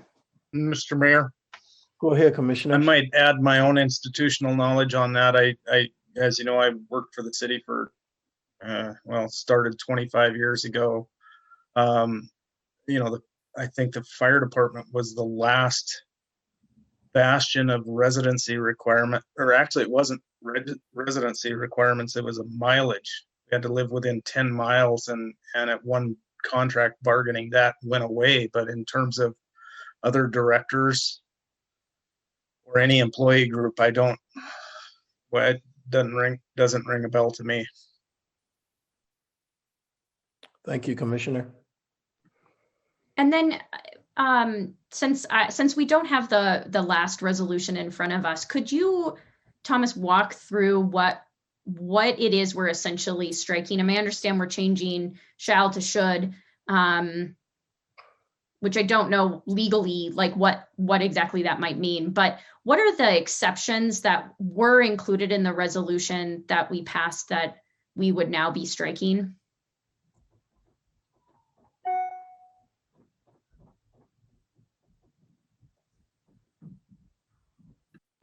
Does that screen share work? Yes. Okay. So scan up here. So section 1 would say, obviously change are required to reside to should reside continuously within the city. Section 2 would be the same, defining residents, defining the department level, director level employees. And then section 3, which gives an employee 1 year to comply, i.e. move into the city. And section 5 and 6 would be deleted. Section 5 is the exceptions that I mentioned before for somebody that lives in Lewis and Clark County already and has highly desirable qualifications, and then B is currently a city employee and is being promoted. We didn't, the commission didn't want to require them to move from wherever they currently lived into the city. And then section 6, obviously, if it's not a requirement to live in the city, if it's just a preference, then the language that any individual employed as of the effectiveness date is not affected by that.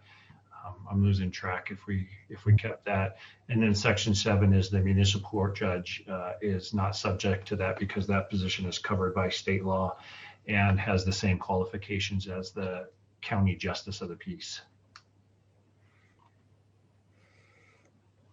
Oh, you got to read that if you want us to read it. That's very helpful.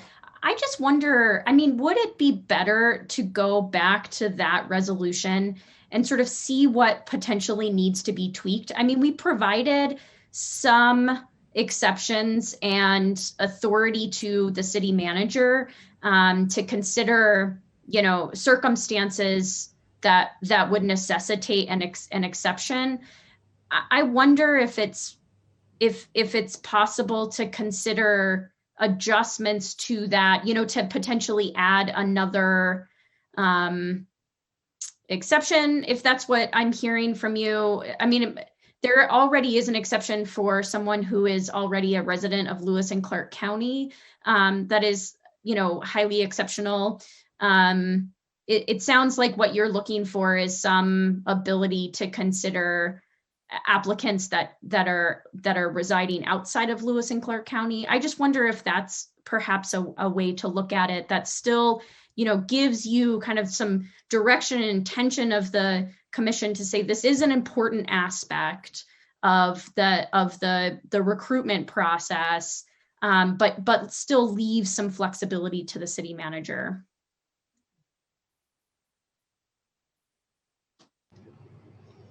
Thank you, Commissioner Laughlin. Sure.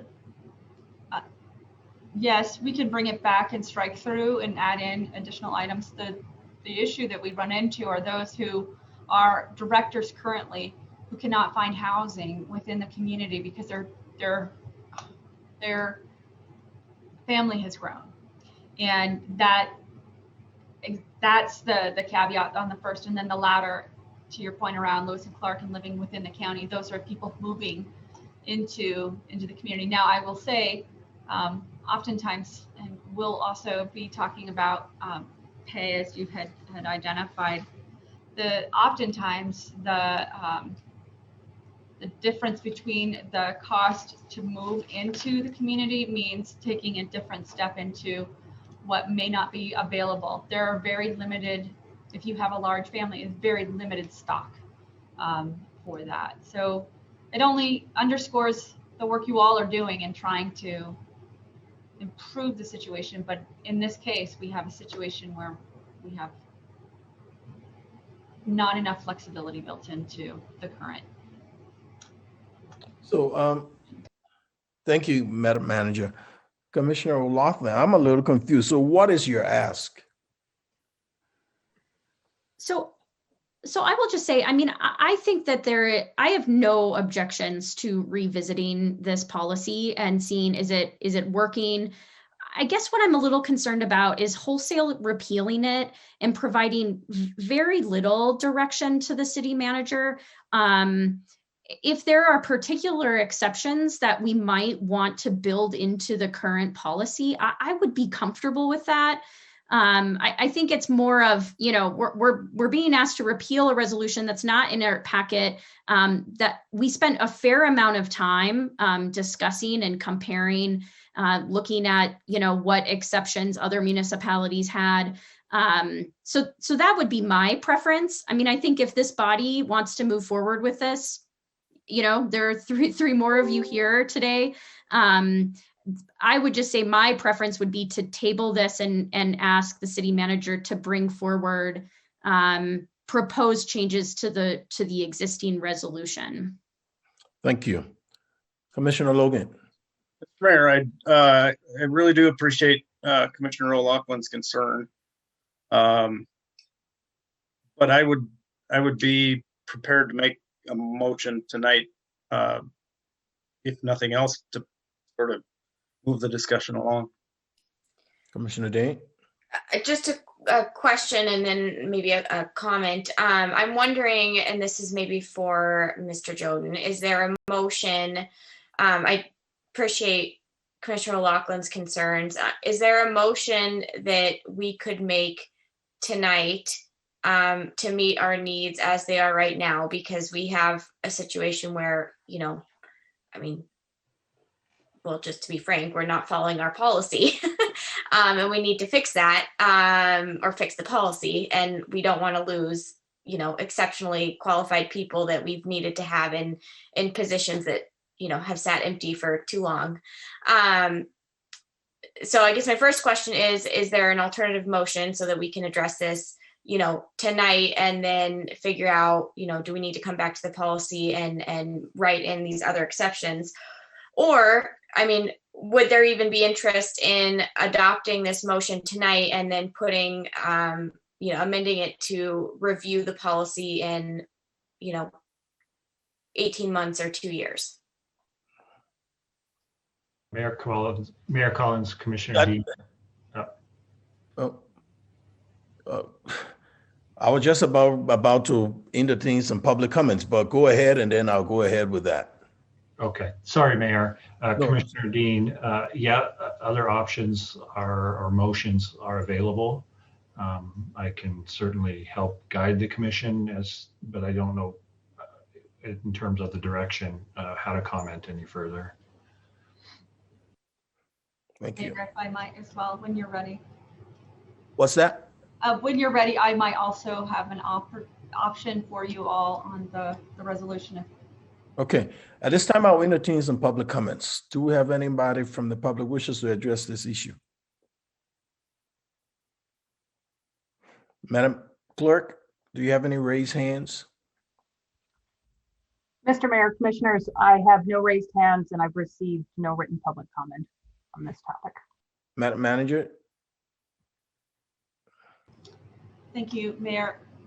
Madam City Clerk, can you please put back onto the screen, or City Attorney Jordan, the original resolution 2500, please?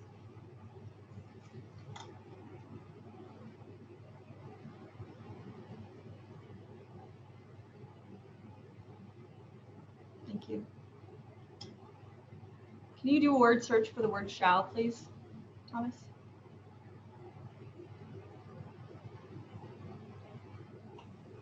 No shalls. Okay, is this the original? Mm-hmm. Yeah.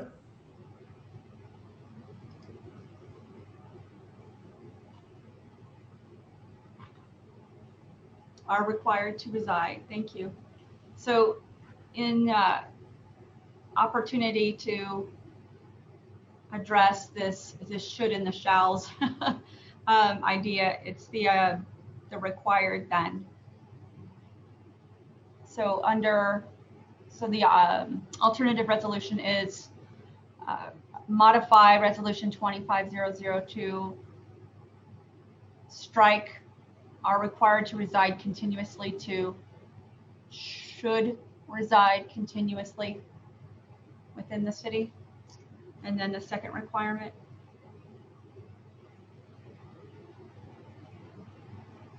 Section 3.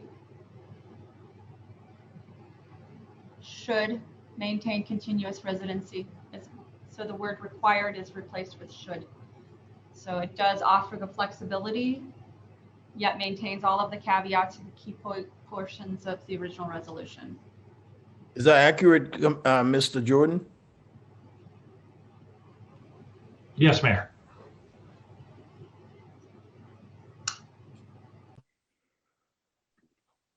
So I appreciate that. I'm not sure that gets quite to what I'm suggesting. But I wonder, I mean, we essentially have a policy, but we allow the city manager to waive the requirement in certain circumstances. So I just wonder if one way to go about it is, rather than change that language that directors are required to live in the city, that we start it with unless waived by the city manager. That way it is a proactive, action that the city manager is taking to say, this is a circumstance in which it is reasonable to waive this requirement. I do worry. I mean, I go back to Commissioner Dean's question about what does the process look like moving forward without some sort of established standard of residency in the city. And I don't know if that makes sense, or Thomas, if you have comments on that potential change. I was just about to send it over to Mr. Jordan. What do you think about that? Yeah, Mayor, I'm losing track. Of course, I always prefer we have amendments in writing so that everybody can see what we're all looking at. My biggest concern is that we don't have two resolutions that are potentially inconsistent with each other. Mr. Mayor. Go ahead, Commissioner. I want to throw this out there. I mean, I wonder if it is worth adopt the recommended resolution tonight and include and this is not written down, but it would be, I think, simple, include a review of the policy within 12 months.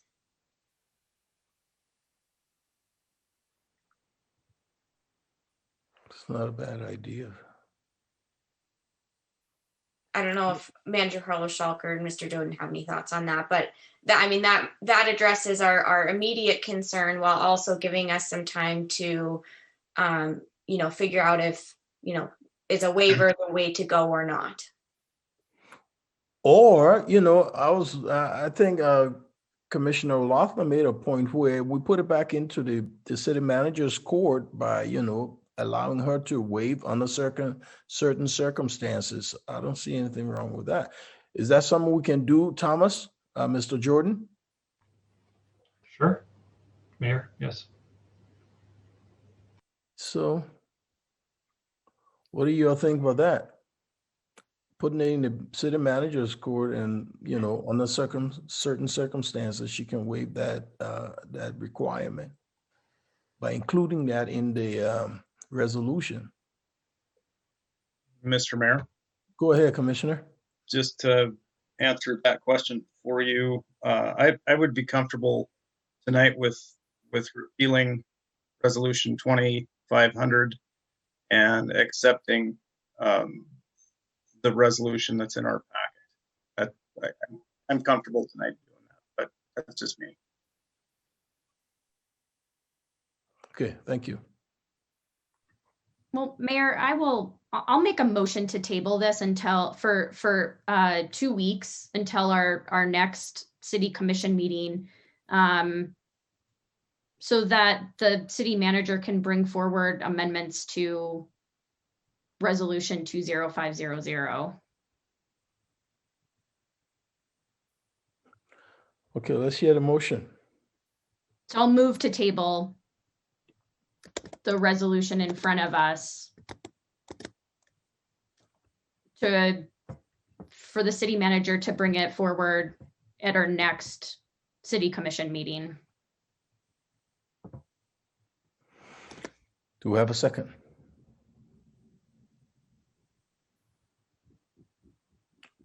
We don't. So I guess we'll move forward then.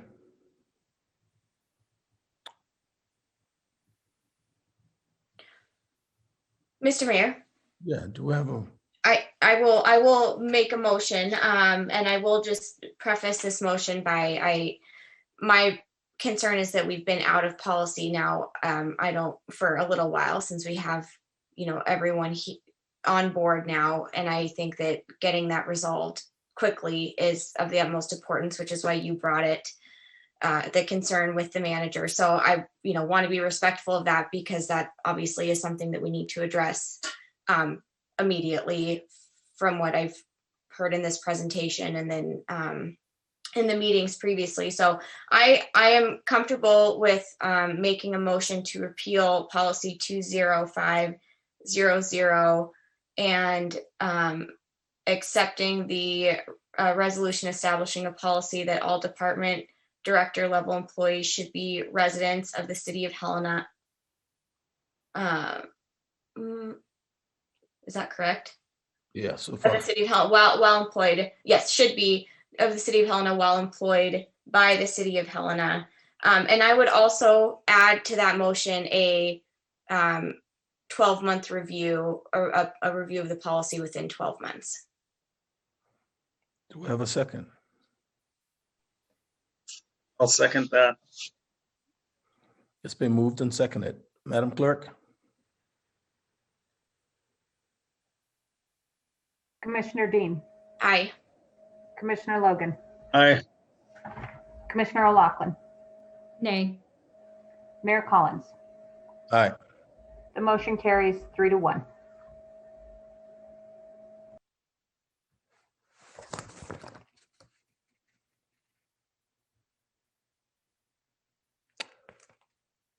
Okay, consider a budget adjustment to transfer appropriation authority for the contingency account in the general fund to the facility fund 212. Director Danielson. Good evening, Mayor and Commission. We have the presentation in front of you. I have Christopher Curry, our budget analyst, that's going to present this amendment. Good evening, Mayor and Commissioners. For the record, my name is Chris Cooley with the city's finance office. Tonight we have for your consideration a budget adjustment to transfer appropriation authority from our contingency account in the general fund to the facilities fund. If you remember back to October 13th, the commission instructed staff to identify a place within the budget to cover the cost of repairs needed at the Grand Street Theater. At the time, the Grand Street does have a rental agreement with the city, but it's for a relatively insignificant amount and does not provide for any repairs. At the time, the estimate of that project was about $25,000. And after completing some of the work and receiving firm estimates on the rest of the work, the total estimate for that project is going to be about $25,575. And so back then, the commission did instruct us to identify a place to where we could cover those funds. We identified it as to come from the contingency account within the general fund. That would be the most viable spot to reallocate the funding without really affecting anyone else's immediate operating budget. In Section 5, Parts A and B of Resolution 20609, which is the budget resolution, do grant the city manager the authority to reallocate that budget either within the general fund or to other city funds, so long as the city manager advises the commission and the public of the intent to do so at a commission meeting or a public work session. So staff would consider this our notice of intent. We would request to hear any objections to this adjustment, either from the commission or the public. The advantage here being that facilities funds, again, without having a reserve for this specific property, would be able to cover the cost of these repairs without having to essentially dip into their reserve that comes from other areas. The disadvantage is this is a large portion of the contingency account. The budget for that account this year was $60,000. So this $25,000 would leave that about $35,000 for the rest of fiscal year 21. There have been some conversations at this point as to what to use the rest of that remaining balance would be on. One of the projects was to cover the general fund portion of the M-Files project. And then I think there was some conversation about covering possibly the YMCA childcare for the employees with the contingency fund. So there have been some conversations, but at this point, none of that $60,000 has been allocated otherwise. So with that, we'll be happy to answer any questions. Thank you, Mr. Cooey and Ms. Danielson. Comments or questions from the commission?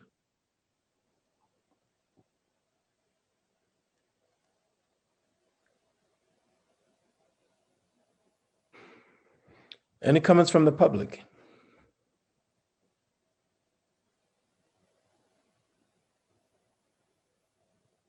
Madam Clerk? Mr. Mayor, I have no raised hands and no written public comment. Okay.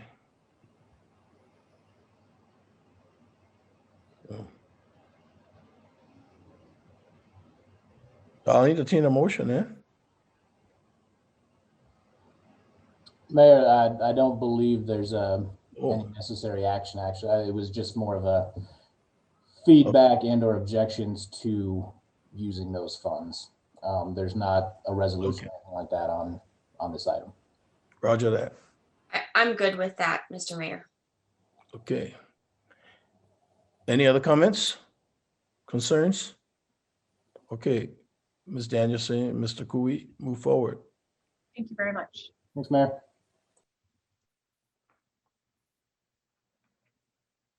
Okay, consider a resolution establishing solid waste reduction goal and method to achieve those goals for the city of Helena. Sustainability Coordinator, Mr. Judge, and Mr. Leland, Public Works Director. Thank you, Mr. Mayor, members of the commission.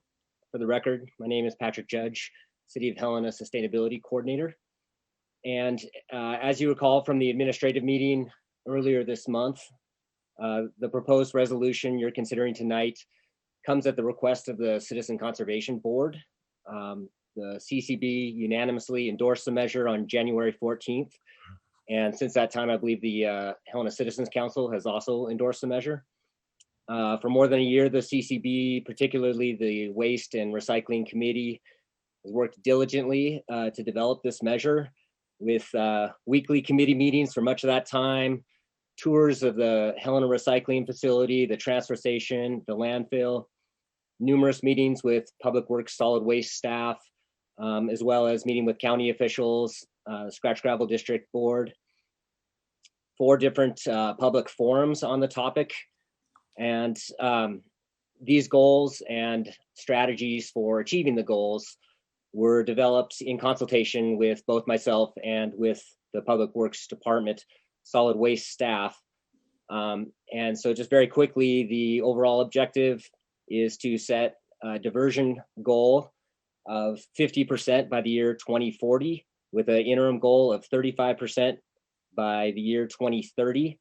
And that was also a recommendation in the 2009 Climate Action Plan, actually to meet the 35% by this year, or rather by 2020. The quick and easy estimate of kind of where we're at, these figures are very difficult to track down, but just looking at transfer station diversion, we're approximately 20% by my calculations. And again, that's just a first approximation, but with your permission, Mr. Mayor, I'd like to turn it over to Ann Brodsky, who's co-chair of the CCB's Waste and Recycling Committee. And again, we'll aim for 5 minutes. And then I believe there's other members from the public hoping to testify to this measure this evening. Thank you, Mr. Judge. You have the floor, Ms. Brodsky. Thank you, Mayor Collins, members of the commission. My name is Ann Brodsky. As Patrick said, I am a member of the Citizen Conservation Board. I co-chair the Waste Committee of the CCB, along with Denise Roth-Barber, who's also present at this meeting on Zoom. Just briefly, as I mentioned to you at your administrative meeting, waste management is an area within the subject of conservation, which is the title of our board, that is really within the purview of local governments. And so we are excited to bring this resolution to you. As Patrick said, the resolution itself has 5 components. One is it directs the city manager to prepare a strategic plan for waste reduction during the next fiscal year. We asked you in a cover letter that would be contracted out. We've asked that you appropriate $60,000 in your next budget cycle for the conduct of a strategic plan, which we envision would include cost-benefit analyses of different ways of achieving waste reduction in Helena at the goals that Patrick said, using the really universal principles that the city has also adopted within its growth policy, of the most preferable being refuse and reduce, reuse, recycle, compost, and finally landfill.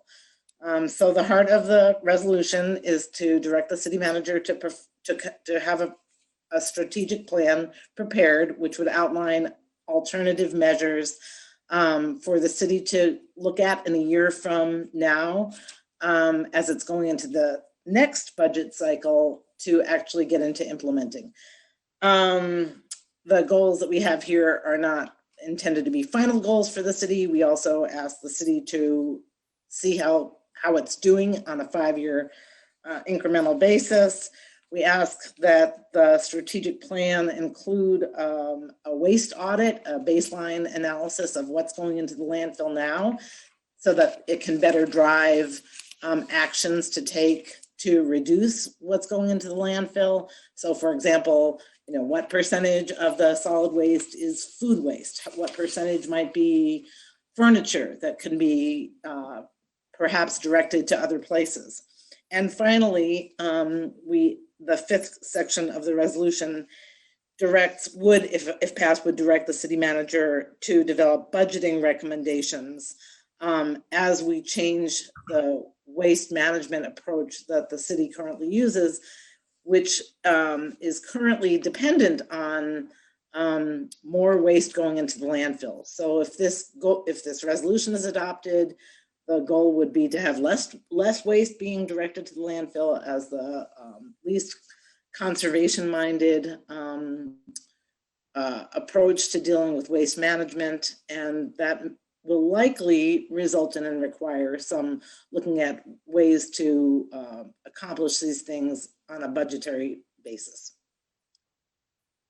And I'm free for questions. I'm trying to keep it short for you. Thank you, Ms. Brodsky. Do we have comments or questions for Ms. Brodsky? We'll move on to Mr. Leland. Mr. Judge, did you say someone else was on? No, Mr. Mayor, just that I'm aware that there are members of the public, I believe, who are interested in testifying tonight. Thank you. Any comments from Ms. Brodsky? Question? Mr. Mayor, Go ahead. I do not have any questions per se. I am really grateful for both Ann and Denise's work in helping the Citizen Conservation Board get to this point and bringing this recommendation and resolution. And I think that it is a really great next step for us. And I think getting an action plan addressed over the next year is what really turns our words into action. So I think that's important. One thing that I would just give a comment on, and I would actually ask Mr. Joden what the best route to do this would be, but I, in reviewing this and in not just the conversations in the last month, but really the last year, I think that there is an opportunity for us to be even more ambitious. And there are lots of communities around the country who have already reached not just 50% diversion rates, but 80% diversion rates. And so I would be interested in amending this resolution to 50% diversion by 2030 and 75% by 2040. And I don't know if that would be best as an amendment or just a motion with that included. And I would ask Mr. Joden that, and just very grateful to everyone in the community who's been part of this. I think that, this is a great step that we're taking, and I'm excited about where we can be in 9 and 20 years. Thank you, Commissioner. Mayor Collins, Commissioner Dean, I think if you wanted to make that as part of your motion, move to approve this resolution and amending section 2 to reflect those numbers and dates, I think that's fine. Excellent, thank you. Any other comments or questions from the commission? Do we have any public comment? Oh, sorry, Commissioner. Sorry, maybe a question for Mr. Judge on that point. That's the first I'd heard about an impossible amendment to this. I'm just wondering, Mr. Judge, if you have comments on sort of the extent to which those numbers would be achievable. Thank you, Mr. Mayor and Commissioner O'Loughlin. I think the members of the CCB and myself really appreciate Commissioner Dean's desire for an ambitious target. But balancing against that was just, trying to be very careful to set goals that we think are truly achievable, and something that, we could have a lot of buy-in with the various departments responsible. I would point out that the growth policy does have the words, zero waste as kind of the long-term vision, which is, 90 to 100% diversion. We don't see the current drafting of this resolution as incompatible with that, because it's just kind of the first two stepping stones. But I understand Commissioner Dean's desire to move quicker along that path. So, perhaps Public Works Director Leland would like to comment, or I believe Waste Superintendent Pete Anderson is on the line as well. Director Leland or Superintendent Anderson? Mayor Collins, Commissioner, is that those goals are really pretty high. I think that we also need to take a look at what we are doing overall. We have a very we have a balancing act out there with the solid waste management. We have to also include that the county is a major portion of what the goal is. We have agreements with them. They supply us with the scratch gravel landfill and supplying waste to us.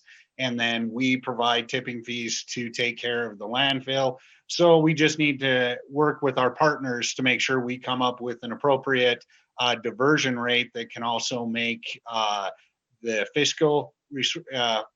fiscally responsible, and that we're not undercutting the county, and the county is on board with this. And so that would be just one that we would look at. We've had a 30-year relationship with them. The city has the transfer station, the county has the landfill. So we just have to make sure that the county is out there and is also on board with this, and all the community members that use the transfer station, not just in the city.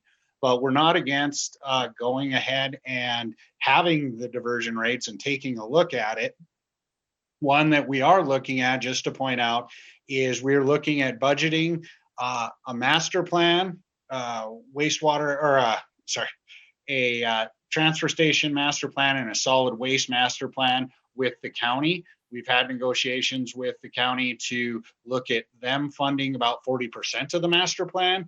And it'll just be a holistic view of how we can start to accomplish the goals for everyone, not just diversion rates, but we'll look at composting. We look at food disposal. We just look at everything holistically, how we can be more efficient with routes and trucks and everything. So we've talked about it, and we take this resolution seriously and have tried to adapt on how we can actually make it in fruition and bring this into part of a bigger part of our whole plan and include more of the community in general.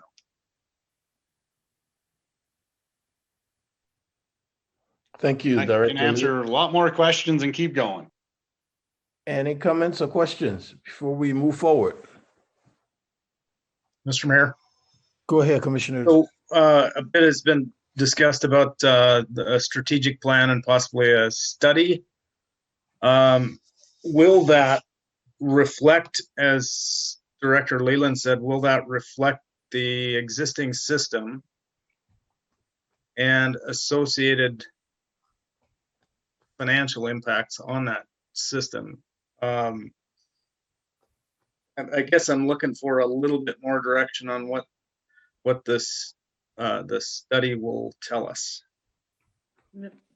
Mayor Collins, may I answer that? This is Ann Brodsky. Please go ahead, Ms. Brodsky.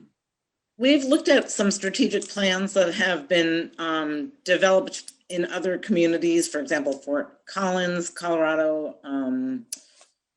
We've actually read those plans, and Austin, Texas. What we envision a strategic plan will look like will be a series of options and alternatives to present to the city to reach the goals that are set in the resolution. So, for example, I mean, the most obvious one that comes to mind really is curbside recycling, universal curbside recycling. Is that something that the city wants to undertake? So, for example, the strategic plan would look at, would that be done by the public sector, by the city staff? Would that continue to be done by contracting with private? Would we continue under the current system? The private system has segregates out the different solid waste recyclables. Other cities have either single stream or dual stream curbside recycling. It would, the strategic plan would study the different options available, laying out costs and benefits. It wouldn't be adopting anything. It would be presenting to the city so that in a year from now, the city could start implementing, but it would lay out alternatives for achieving the goals that are here. I mean, other examples, I could give you a handful of other examples of things that could be done to achieve the goals. For example, furniture. There used to be furniture that was set aside at the transfer station that people could come and collect. Apparently there was some criminal activity that was involved with that. So it was abandoned, but could we get back to that? I mean, those are the kinds of things. What kind of partners do we have in the community to work on these things? For example, the home the Habitat store is expanding and they want to get involved in this. So the strategic plan would be developing options and alternatives to achieve the objectives, whatever the goals are that the commission adopts, with the time frame, costs, and benefits for all the various options available to actually get into implementing. Does that answer your question a little bit? Yeah, I think so. My understanding is that as the waste stream, because for example, the transfer station is based on revenue is based on tonnage that comes into it. Mm-hmm. I hope that's accurate. And so as that's reduced, the fixed costs for the solid waste management system, I believe, stay the same. So how does that impact tipping fees, other assessments that are going to impact the general public? So I'm comfortable moving forward if this strategic plan addresses those impacts, because that could be significant, and so I guess I just want to ensure that. Do you have any comments for that, Ms. Broski or Mr. Judge? Mayor Collins and Commissioner Logan, my simple response to that is that Section 5 of the resolution recognizes that there will be budget implications. And so it directs that those budget implications will be studied by probably the city staff to evaluate ways to achieve the services, but with perhaps different ways of assessing the fees to achieve those. So it could result in, like, pay as you throw is a system that's used in many communities that requires people who put more in the landfill to pay more for those services. Mm-hmm. That's one option. I mean, there are many options. We don't have answers here. We would envision that would be studied contemporaneous during that same year that the strategic plan would be developed. And then the budgeting and the strategic plan, would be coming back to the commission in a year before the next budget cycle, with ideas and recommendations for your consideration and implementation. Mr. Mayor. Thank you, Ms. Broski. Go ahead, Commissioner Ding. Just to add on to what Ann had just mentioned, I'm glad that she mentioned Fort Collins, because that is one community whose strategic plan led to, they were able to get their diversion rates to 50% by 2012. And I do think that, and I know that there is, from what I understand, interest on the county commission of really having a discussion and a look at, being involved in a strategic plan so we really can have system-wide impact. And so I do think, all of those conversations are important. And I think that's all the more reason why it's important we set ambitious goals that guide, what we want our outcome to be, with all of those community partners at the table, evaluating all of the factors that go into it. Thank you, Commissioner.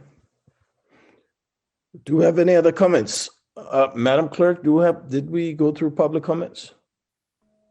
Mr. Mayor, we have not called for public comment yet. I do have some hands raised. Thank you. Any other comments from the commission before we move forward? Mr. Mayor. Go ahead, Commissioner Logan. Just a question. I think, so in the resolution, it says, whereas through education implementation of waste reduction measures and community engagement at all levels, the city of Helena can become a regional leader. Maybe from Mr. Leland or members of the CCB or Mr. Judge, any of the above. Describe that educational outreach and how do we reach all segments of the community as this discussion progresses, or as the strategic plan and studying progresses? What's that look like?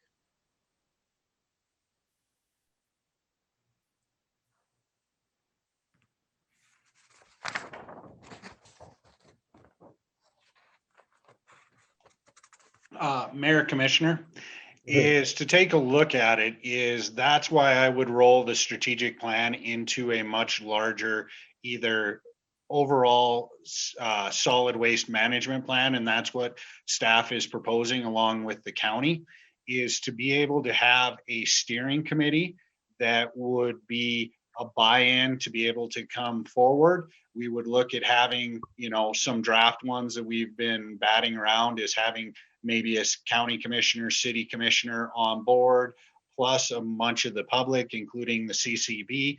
And so that would be my plan, is to let's look at it bigger, have a holistic view at it, and have a steering committee to bring people together, public meetings to be able to go forward, and then just follow the transportation plan out there that we have done before, that we've had a lot of good stakeholder meetings, the growth policy, and then combine them all to be able to do that outreach to go forward, but have a community steering committee. Not, staff wouldn't be driving this. It would be a truly community driven outlook. And so that's why I propose a little bit bigger one, because it does impact so many aspects of what happens out in the community. I mean, even Broadwater County is going to the community, Lewis and Clark County landfill.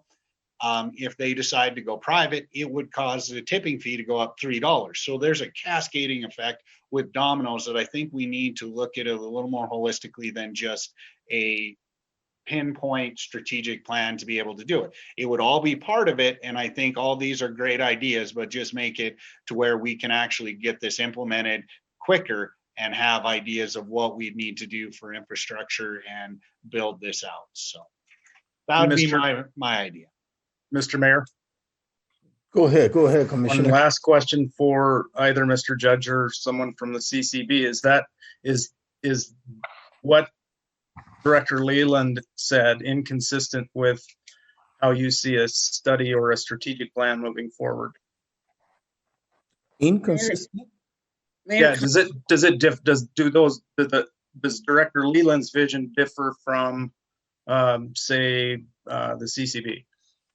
Mayor Collins and Commissioner Logan, this is Ann Brodsky, and I'll take a stab at it. From what I'm trying to understand of Mr. Leland's comments, I think they are a little bit different. We have been envisioning, and we proposed to the commission, that an outside contractor, not a city staff, but outside contractor, prepare the strategic plan, working with the larger community. And we lay that out in section 1 of the resolution with all the stakeholders, including everyone that is listed there, and you can imagine the variety, residents and businesses and solid waste and the county and so forth.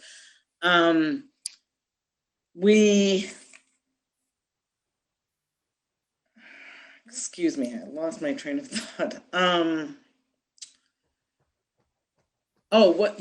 Here's where I was going with that. The vision that we've discussed has been something akin to the way the growth policy was developed, so that whoever contracted to perform and produce the strategic plan would reach out in a similar way to the way the growth policy reached out with downtown, had opened. Now, I don't know during pandemic that there would have to be, a little bit of a different format. And clearly whoever's preparing the strategic plan has to understand how the system operates, has to work with the current, city providers of these services, has to work as well with and find out how do we work with the outside community. For example, we have contracts currently with third parties that provide solid waste management for the commercial sector in Helena. We have curbside recycling done by the same third party. So all those different players would come together and have input into the development of the strategic plan by the contractor. This obviously can't work without dovetailing, with the solid waste staff. But we see the waste reduction aspect as a standalone piece. And we're asking the city to direct that a strategic plan be done on waste reduction alone, as a standalone measure. Does that answer your question? Commissioner Logan?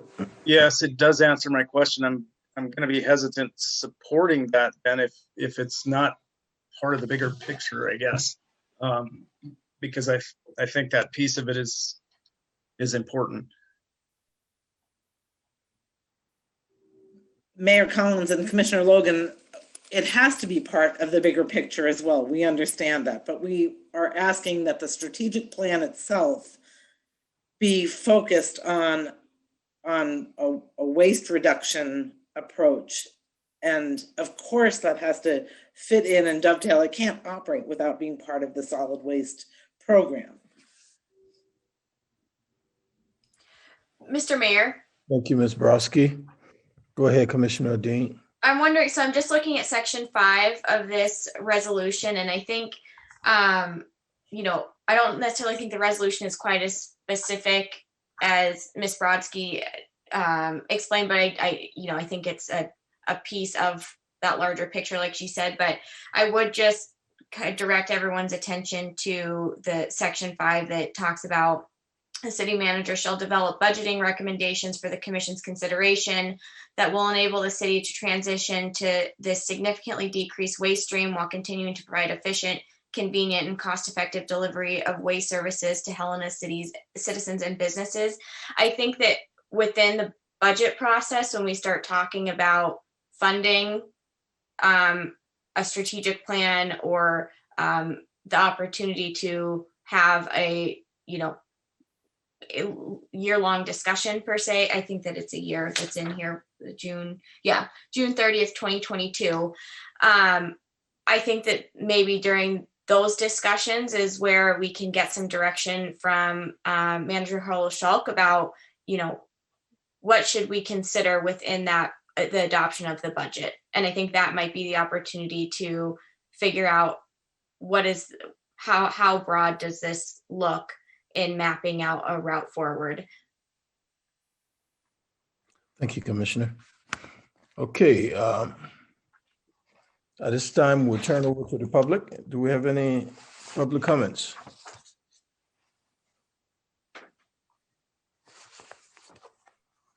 Madam Clerk? Mr. Mayor, first I have an individual listed only as Eric. I would ask that Eric list his full name for the record prior to giving public comment. Go ahead, Eric, and please fully introduce yourself. Yeah, good evening, Mr. Mayor, Commissioners. My name is Eric Griffin. I'm the Director of Public Works with Lewis and Clark County. Reuse, recycle is part of the system. I look at this as an analysis of looking at an old wagon wheel. And when you get rid of one spoke, the whole wheel doesn't work. So I strongly support the county. We support a partnership with the city of Helena to go forward with a master plan. And part of the master plan, we look at this because you mess with one part of the spoke of the wheel, the wheel's not going to run smooth. And I just think it's important to set up a master plan into the future for this. I just want a little history for everybody here. We opened the landfill in 1995. The first load of garbage went in 1995. Design for the 4 cells that we have in the landfill for the use under our current license was for 50 years. So that would put us up to the year 2045. Well, with our cooperation and our partnership with the city, with design exceptions, we did an alternative expansion, alternative daily cover, just with operational features that we have added since 1995. We have expanded the life of the landfill, and that is from today, not from back in 1995, for another 103 years. So we are all very, I'm missing the word, very comfortable with what we're doing. And we know that we have to look at this and move forward. But if we look at this separately, it is strictly my opinion, we look at this separately, and you're not going to look at assessments and everything else. We need to look at the whole picture. We need to look at the whole wheel. That is my recommendation. That has been my recommendation to my commissioners. That is my recommendation to the Scotts Gravel Landfill Board. You tweak one thing and the whole thing's gets thrown out of whack. And I might also too, we work very hard with our partners in the city to keep our assessments down for everybody. I just want to share kind of a history with assessments. So back in the year FY 2000, our assessments per ton at the landfill was $22.50. So here we are 19 years later, this past year, we're at 26 bucks. We have some of the cheapest rates in the state. And we also have a life as of right now of another 100 and, where was that? 100 and, I think I said 3 years. So I hope, I mean, the resolution is fine, but we have to look at the big picture. We just can't look at part of it. So thank you for your time, and I'm available for questions if anybody has any questions. Thank you. Thank you, Eric. Any comments or questions for Eric? Do you have any other public comments, Madam Clerk? Mr. Mayor, Commissioners, I do have several other hands raised. Next would be Denise Barber. Go ahead, Ms. Barber.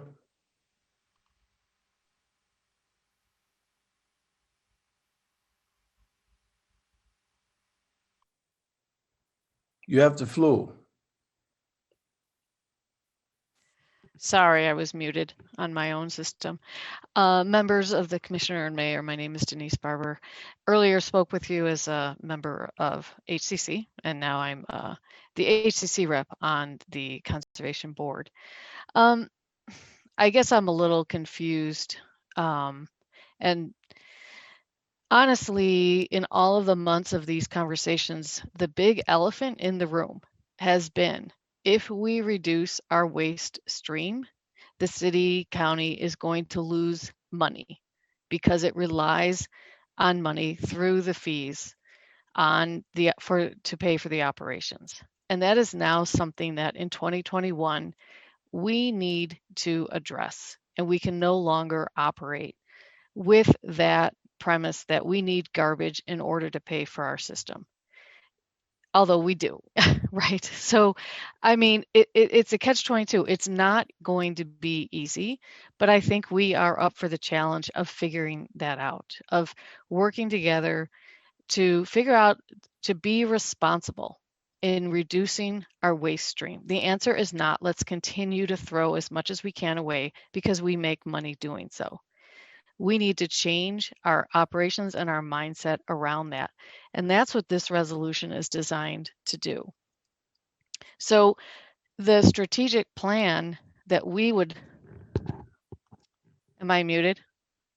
We can hear you. Okay, great.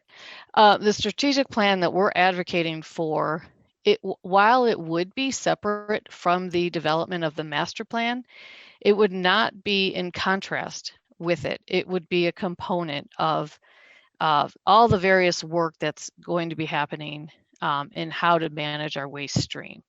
So and that is exactly why we tried to work very closely with Public Works Department in developing this resolution, but we would like the strategic plan to focus on the waste reduction component.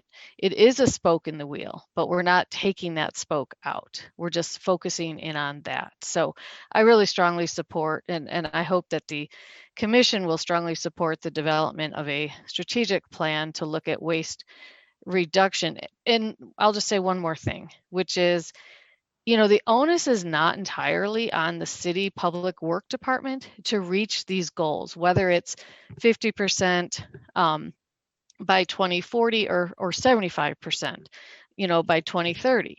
The onus is largely on our community, us as individuals, as companies, as schools, all of the various stakeholders in this community, and we need to reach out to them. And I appreciate Commissioner Logan's question, which is what does that look like? And the answer is we don't have that mapped out yet, but we are committed to making that happen over the next, this is a long range plan. And we're committed to working with the community and figuring out how to get everybody to reduce their waste. So anyway, I guess that's all I have to say at this point. Thank you for the opportunity to speak. Thank you. Madam Clerk? Next, Mr. Mayor, Commissioners, I have Pete Anderson with his hand raised. Okay.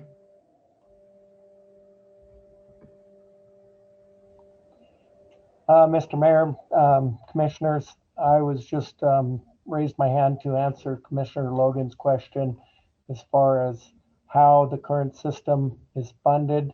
Solid waste is a very complex system, as Director Leland pointed out. As far as our partnership with Lewis and Clark County, we manage the transfer station, all residents haul there, and then we truck the waste to the landfill. And everything's funded through tipping. So there's 8 different budget components to this system.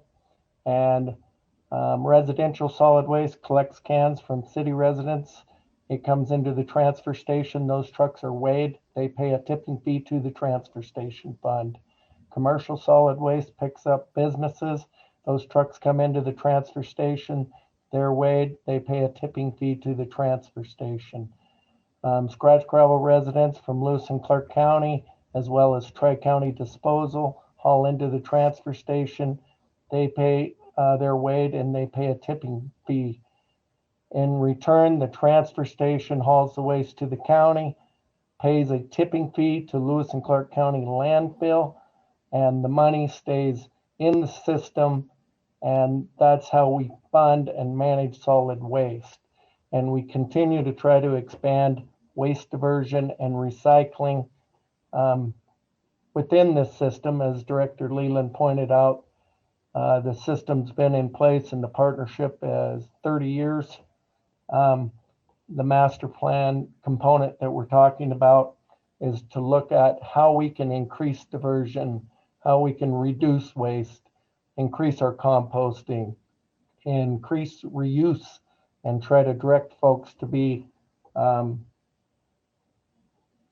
take better thought in how they dispose of waste. But that's what I had to say, and I wanted to answer Commissioner Logan's question. Thank you, Mr. Anderson. Madam Clerk? Mr. Mayor, next hand raised is Mark Judeman. Go ahead, Mr. Judeman. Hello, Mr. Mayor, Commissioners. I am a member of the Citizen Conservation Committee or Board, not a member, however, of the Waste Committee, and I just want to commend that committee for their work in both public engagement and engaging with solid waste on this matter. I think 2 important aspects of the resolution that they put forward are the 5-year review of progress towards the goals so that there can be a course adjustment as necessary, and also the recognition in the resolution that there are going to be financial impacts and trying to figure out a good way to manage those. Anyway, the committee, the Waste Committee has done a wonderful job of public engagement so far, and I expect that they will continue that in this future work. And I do urge that the Commission approve this resolution. Thank you. Thank you, Mr. Judeman. Madam Clerk?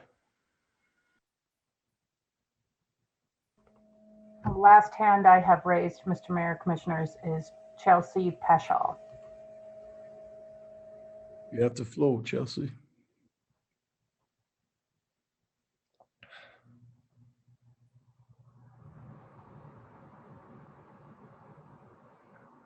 Chelsea?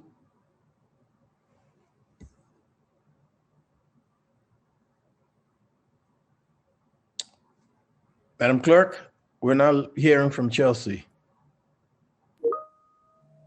Mr. Mayor, Commissioners, if Ms. Pashal or Chelsea has public comment they'd like to enter in the written form due to technical difficulties, I'd remind everyone that they can enter that in the Q&A. Thank you. So, Mr. Mayor, go ahead, Commissioner. I'm happy to make the motion. I just have one other question for, I'm going to guess, Public Works. I'm curious, what happens to the assessment for people who don't use all of their allotted tonnage? And I guess also, do we know the number that is the leftover tonnage for those who haven't used it? Wow. That's it. What was your question going to? Looks like Mr. Leland might be able to take it. Mayor, Commissioners, I probably can take a stab at it, but I'll turn it over to Mr. Pete Anderson. He probably can answer it a little bit more succinct than I can, so I'll let him answer that. Mayor, Commissioners, as far as Commissioner Dean's question goes, as far as tonnage allotment, for city residential, city assessments are based on once a week collection with a permit to use the transfer station for bulky waste and an allotment of 3,000 pounds. So it varies on the percentage of folks that actually have bulky waste to dispose of. For Lewis and Clark County, the scratch gravel district, they don't have collections, so they have a permit for 3,000 pounds. The folks that live in scratch gravel that want collection, they pay Tri-County Disposal to pick up their waste, and then Lewis and Clark County pays the tipping for Tri-County to haul it to the transfer station, so the city of Helena gets revenue from that tipping. But I do not have those numbers on how many permit holders. I can tell you that there's roughly 15,000 scratch gravel permit holders and 11,000 city permit holders. Those are approximate numbers. Okay, that's helpful. Thank you. And Mayor, just let me know when you want me to make a motion. You bet. Do we have any final comments from the commission? Okay, Commissioner. Thank you, Mr. Mayor. I will move to adopt a resolution establishing solid waste reduction goals and amending section 2 to 50% diversion by 2030 and 75% diversion by 2040, and a method to achieve those goals for the city of Helena. Would you repeat that, please? First part is move to adopt a resolution establishing solid waste reduction goals and amending section 2 to 50% diversion by 2030 and 75% diversion by 2040, and a method to achieve those goals for the city of Helena. Oh.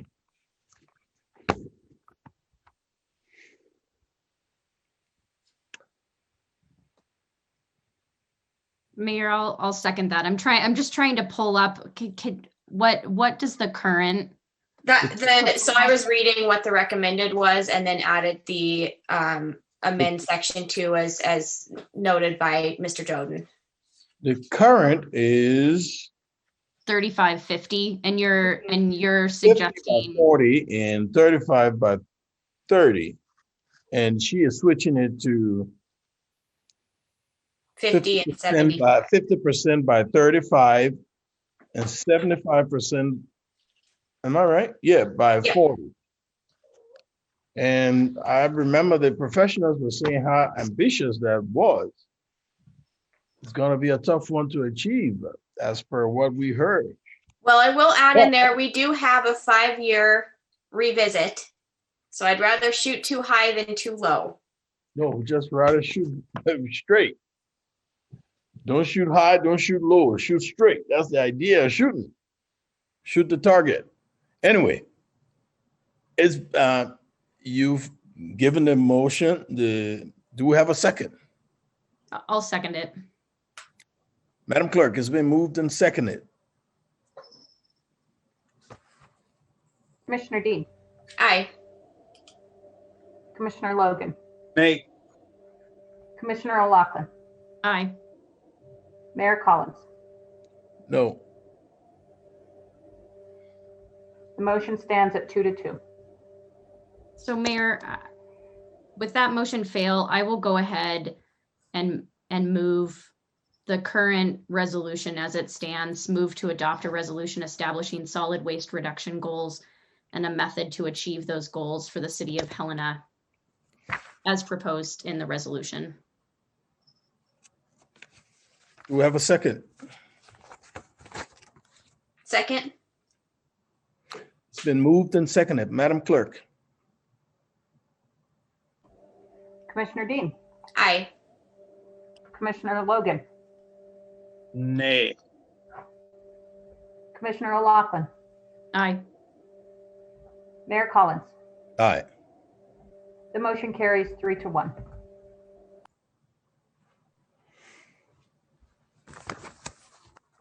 Thank you.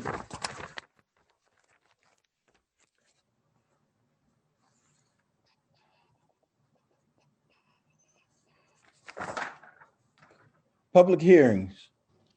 Consider an ordinance amending the city regulation concerning the parking of vehicles, trailers, recreational vehicles, boats on city street during winter by amending Title 7, Public Ways and Property, Chapter 8, Snow and Ice of the Helena City Code. Director Kanopke. Good evening, Mayor and Commissioners. Director Kanopke, our Director of Transportation Systems. This is the final reading of the revisions that we discussed previously.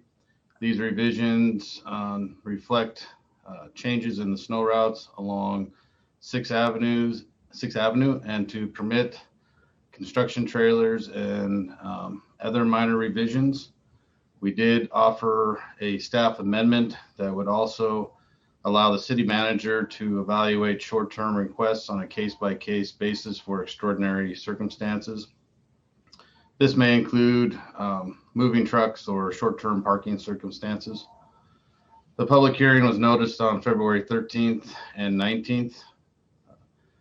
The disadvantage of this the city code would not reflect the current situation, and the recommendation is to approve the final reading with the staff amendment. And I would be happy to answer any questions you have at this time. Any comments or questions from the commission?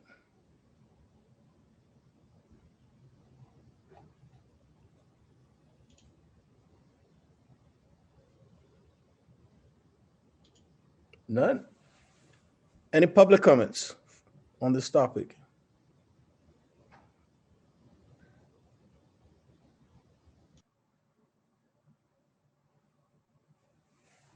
Okay. Consider an ordinance amending. So, Mr. Jordan, at this point, do we go for a vote?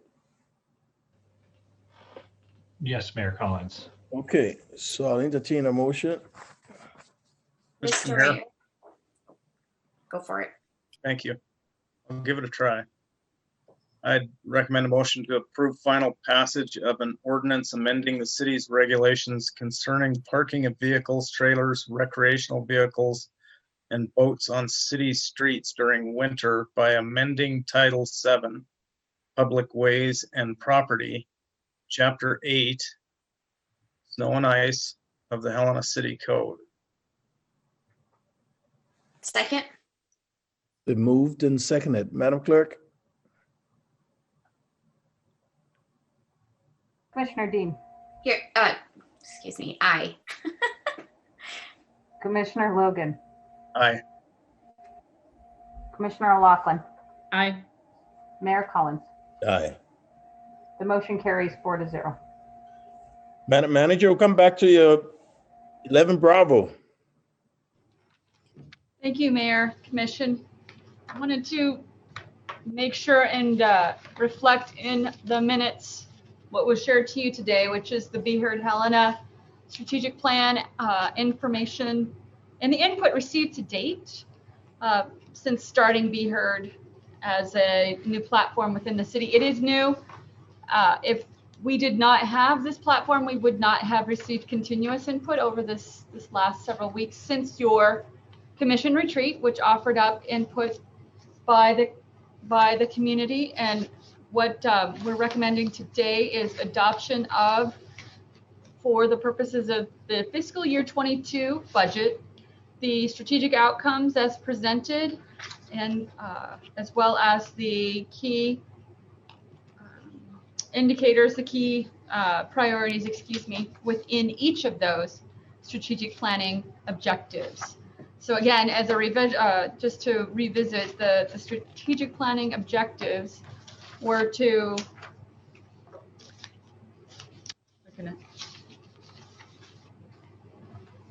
address, promote healthy and sustainable growth. This is the first. The second is improve neighborhood livability. And the third was to promote a safe community. And within each of those sections, the commission arrived at consensus on key priorities, which included several areas, most notably those items as shared within the Be Heard Helena. Input came in from our also from our Citizens Council, and was also shared to you all tonight as well. So based on the input and the increase of input, we have 127 aware participants in the Be Heard Helena, 83 informed participants, that would be those who've actually made it through the sections and provided input, and then 35 who completed actual survey responses. So with that, we have what we believe is sufficient input to suggest that beyond what we have had in the past, which are typically public meetings and email inserts, as well responses to email, more input than we've received on other opportunities, and will continue to receive on the Be Heard Helena throughout our budgeting process. Again, this aligns the budget. And as we move to the budgeting process, the next step will include a revisit of our, it's called the Balancing Act tool.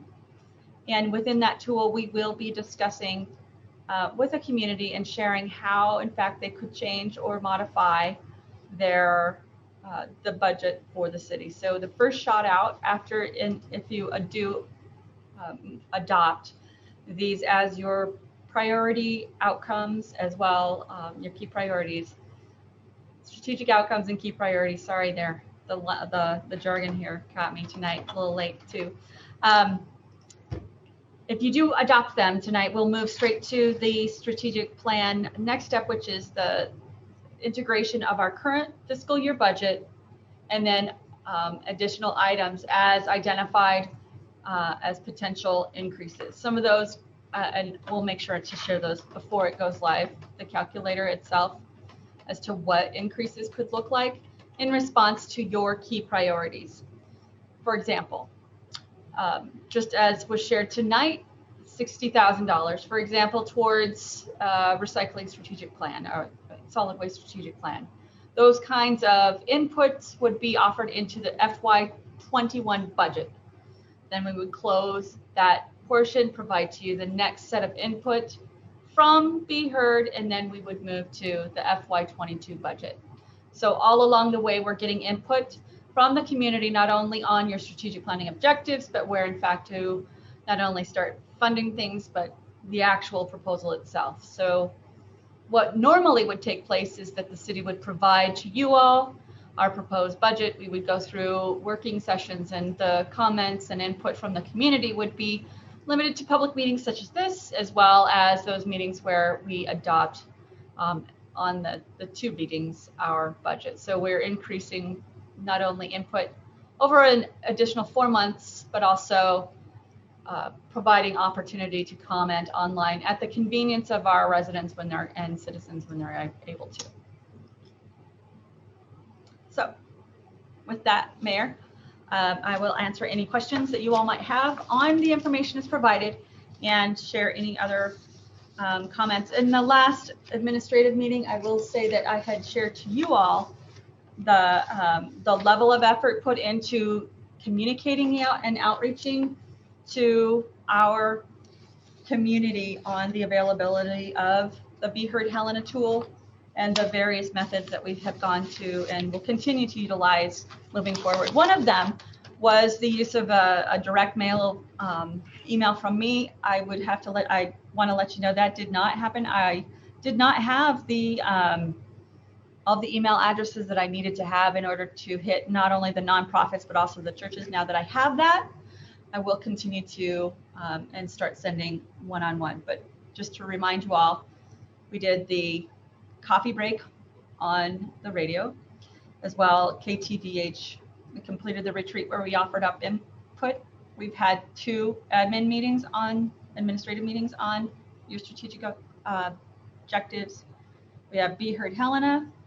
We have Be Heard Helena available on the app on the front page. We've had interviews with the independent record and interview with the independent record. We've completed utility bill inserts, provided update at Hometown Helena at the P1S meeting, as well a chamber meeting, and the HCC, the Citizens Council also was shared out too. I'll offer up an opportunity for any questions. Thank you, Madam Manager. Comments or questions from the commission? Mr. Mayor, first, I'm excited about, having another venue for people to provide comment that is, I guess, in the education community, we call it more scaffolded. But I'm curious too, I know this is kind of a benchmark for us as we move through this process. When do you anticipate we open this back up again to the community for more input once we that includes some of those budget items? We will be coming to the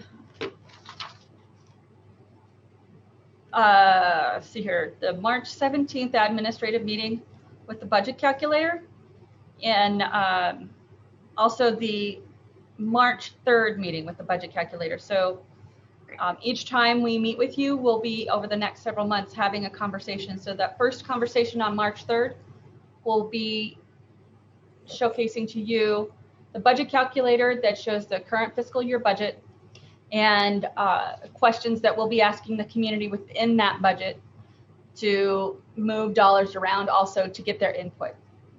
Then on the 17th of March, we'll come back, provide to you that input, and then we'll start utilizing and working with our finance director, Ms. Danielson, to include the recommended and current proposed budget for FY22 that we anticipate. So we'll want to make sure to get that input from the community on FY21 increases, then integrate those into the ask to the commission afterwards. So we should be seeing it, and you'll see it for the next 2 admin meetings. Great, thank you. Do you have any other comments or questions for the city manager? Mr. Mayor. Go ahead, Commissioner. Just a quick comment of actually thanks to the manager and all of staff involved that that made this happen. I think this is a pretty big milestone for the manager. As I look back over, back to August when we were looking at trying to hire a new manager, and I think she this is a part of her doing what she said she was going to do, and I think that's pretty cool, and really appreciate the effort that has gone into this and the utility of the Be Heard Helena, and hopefully we can improve on that over time. So thank you. Thank you. Any other comments?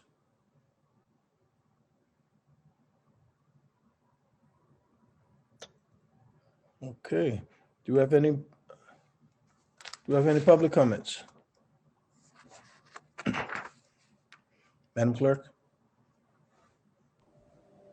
Mr. Mayor, Commissioners, I have received no written comment on this item. I have no hands raised. I would make a note that there was written comment submitted to the Q&A, which will be recorded on the last item from Chelsea Paschal. Thank you. Mm.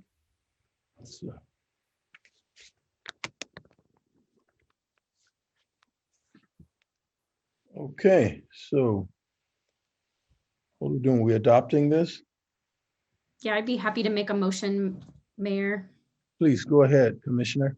So I'll move to adopt the strategic outcomes and priorities within them for the FY 2022 budget based upon input from the community as summarized within the real-time results of the Be Heard Helena report. Second. It's been moved and seconded. Madam Clerk? Commissioner Dean, Aye. Commissioner Logan, Aye. Commissioner O'Loughlin, Aye. Mayor Collins. Aye. The motion carries 4-0. Thank you. At this time, is there anybody from the public wishes to address the commission?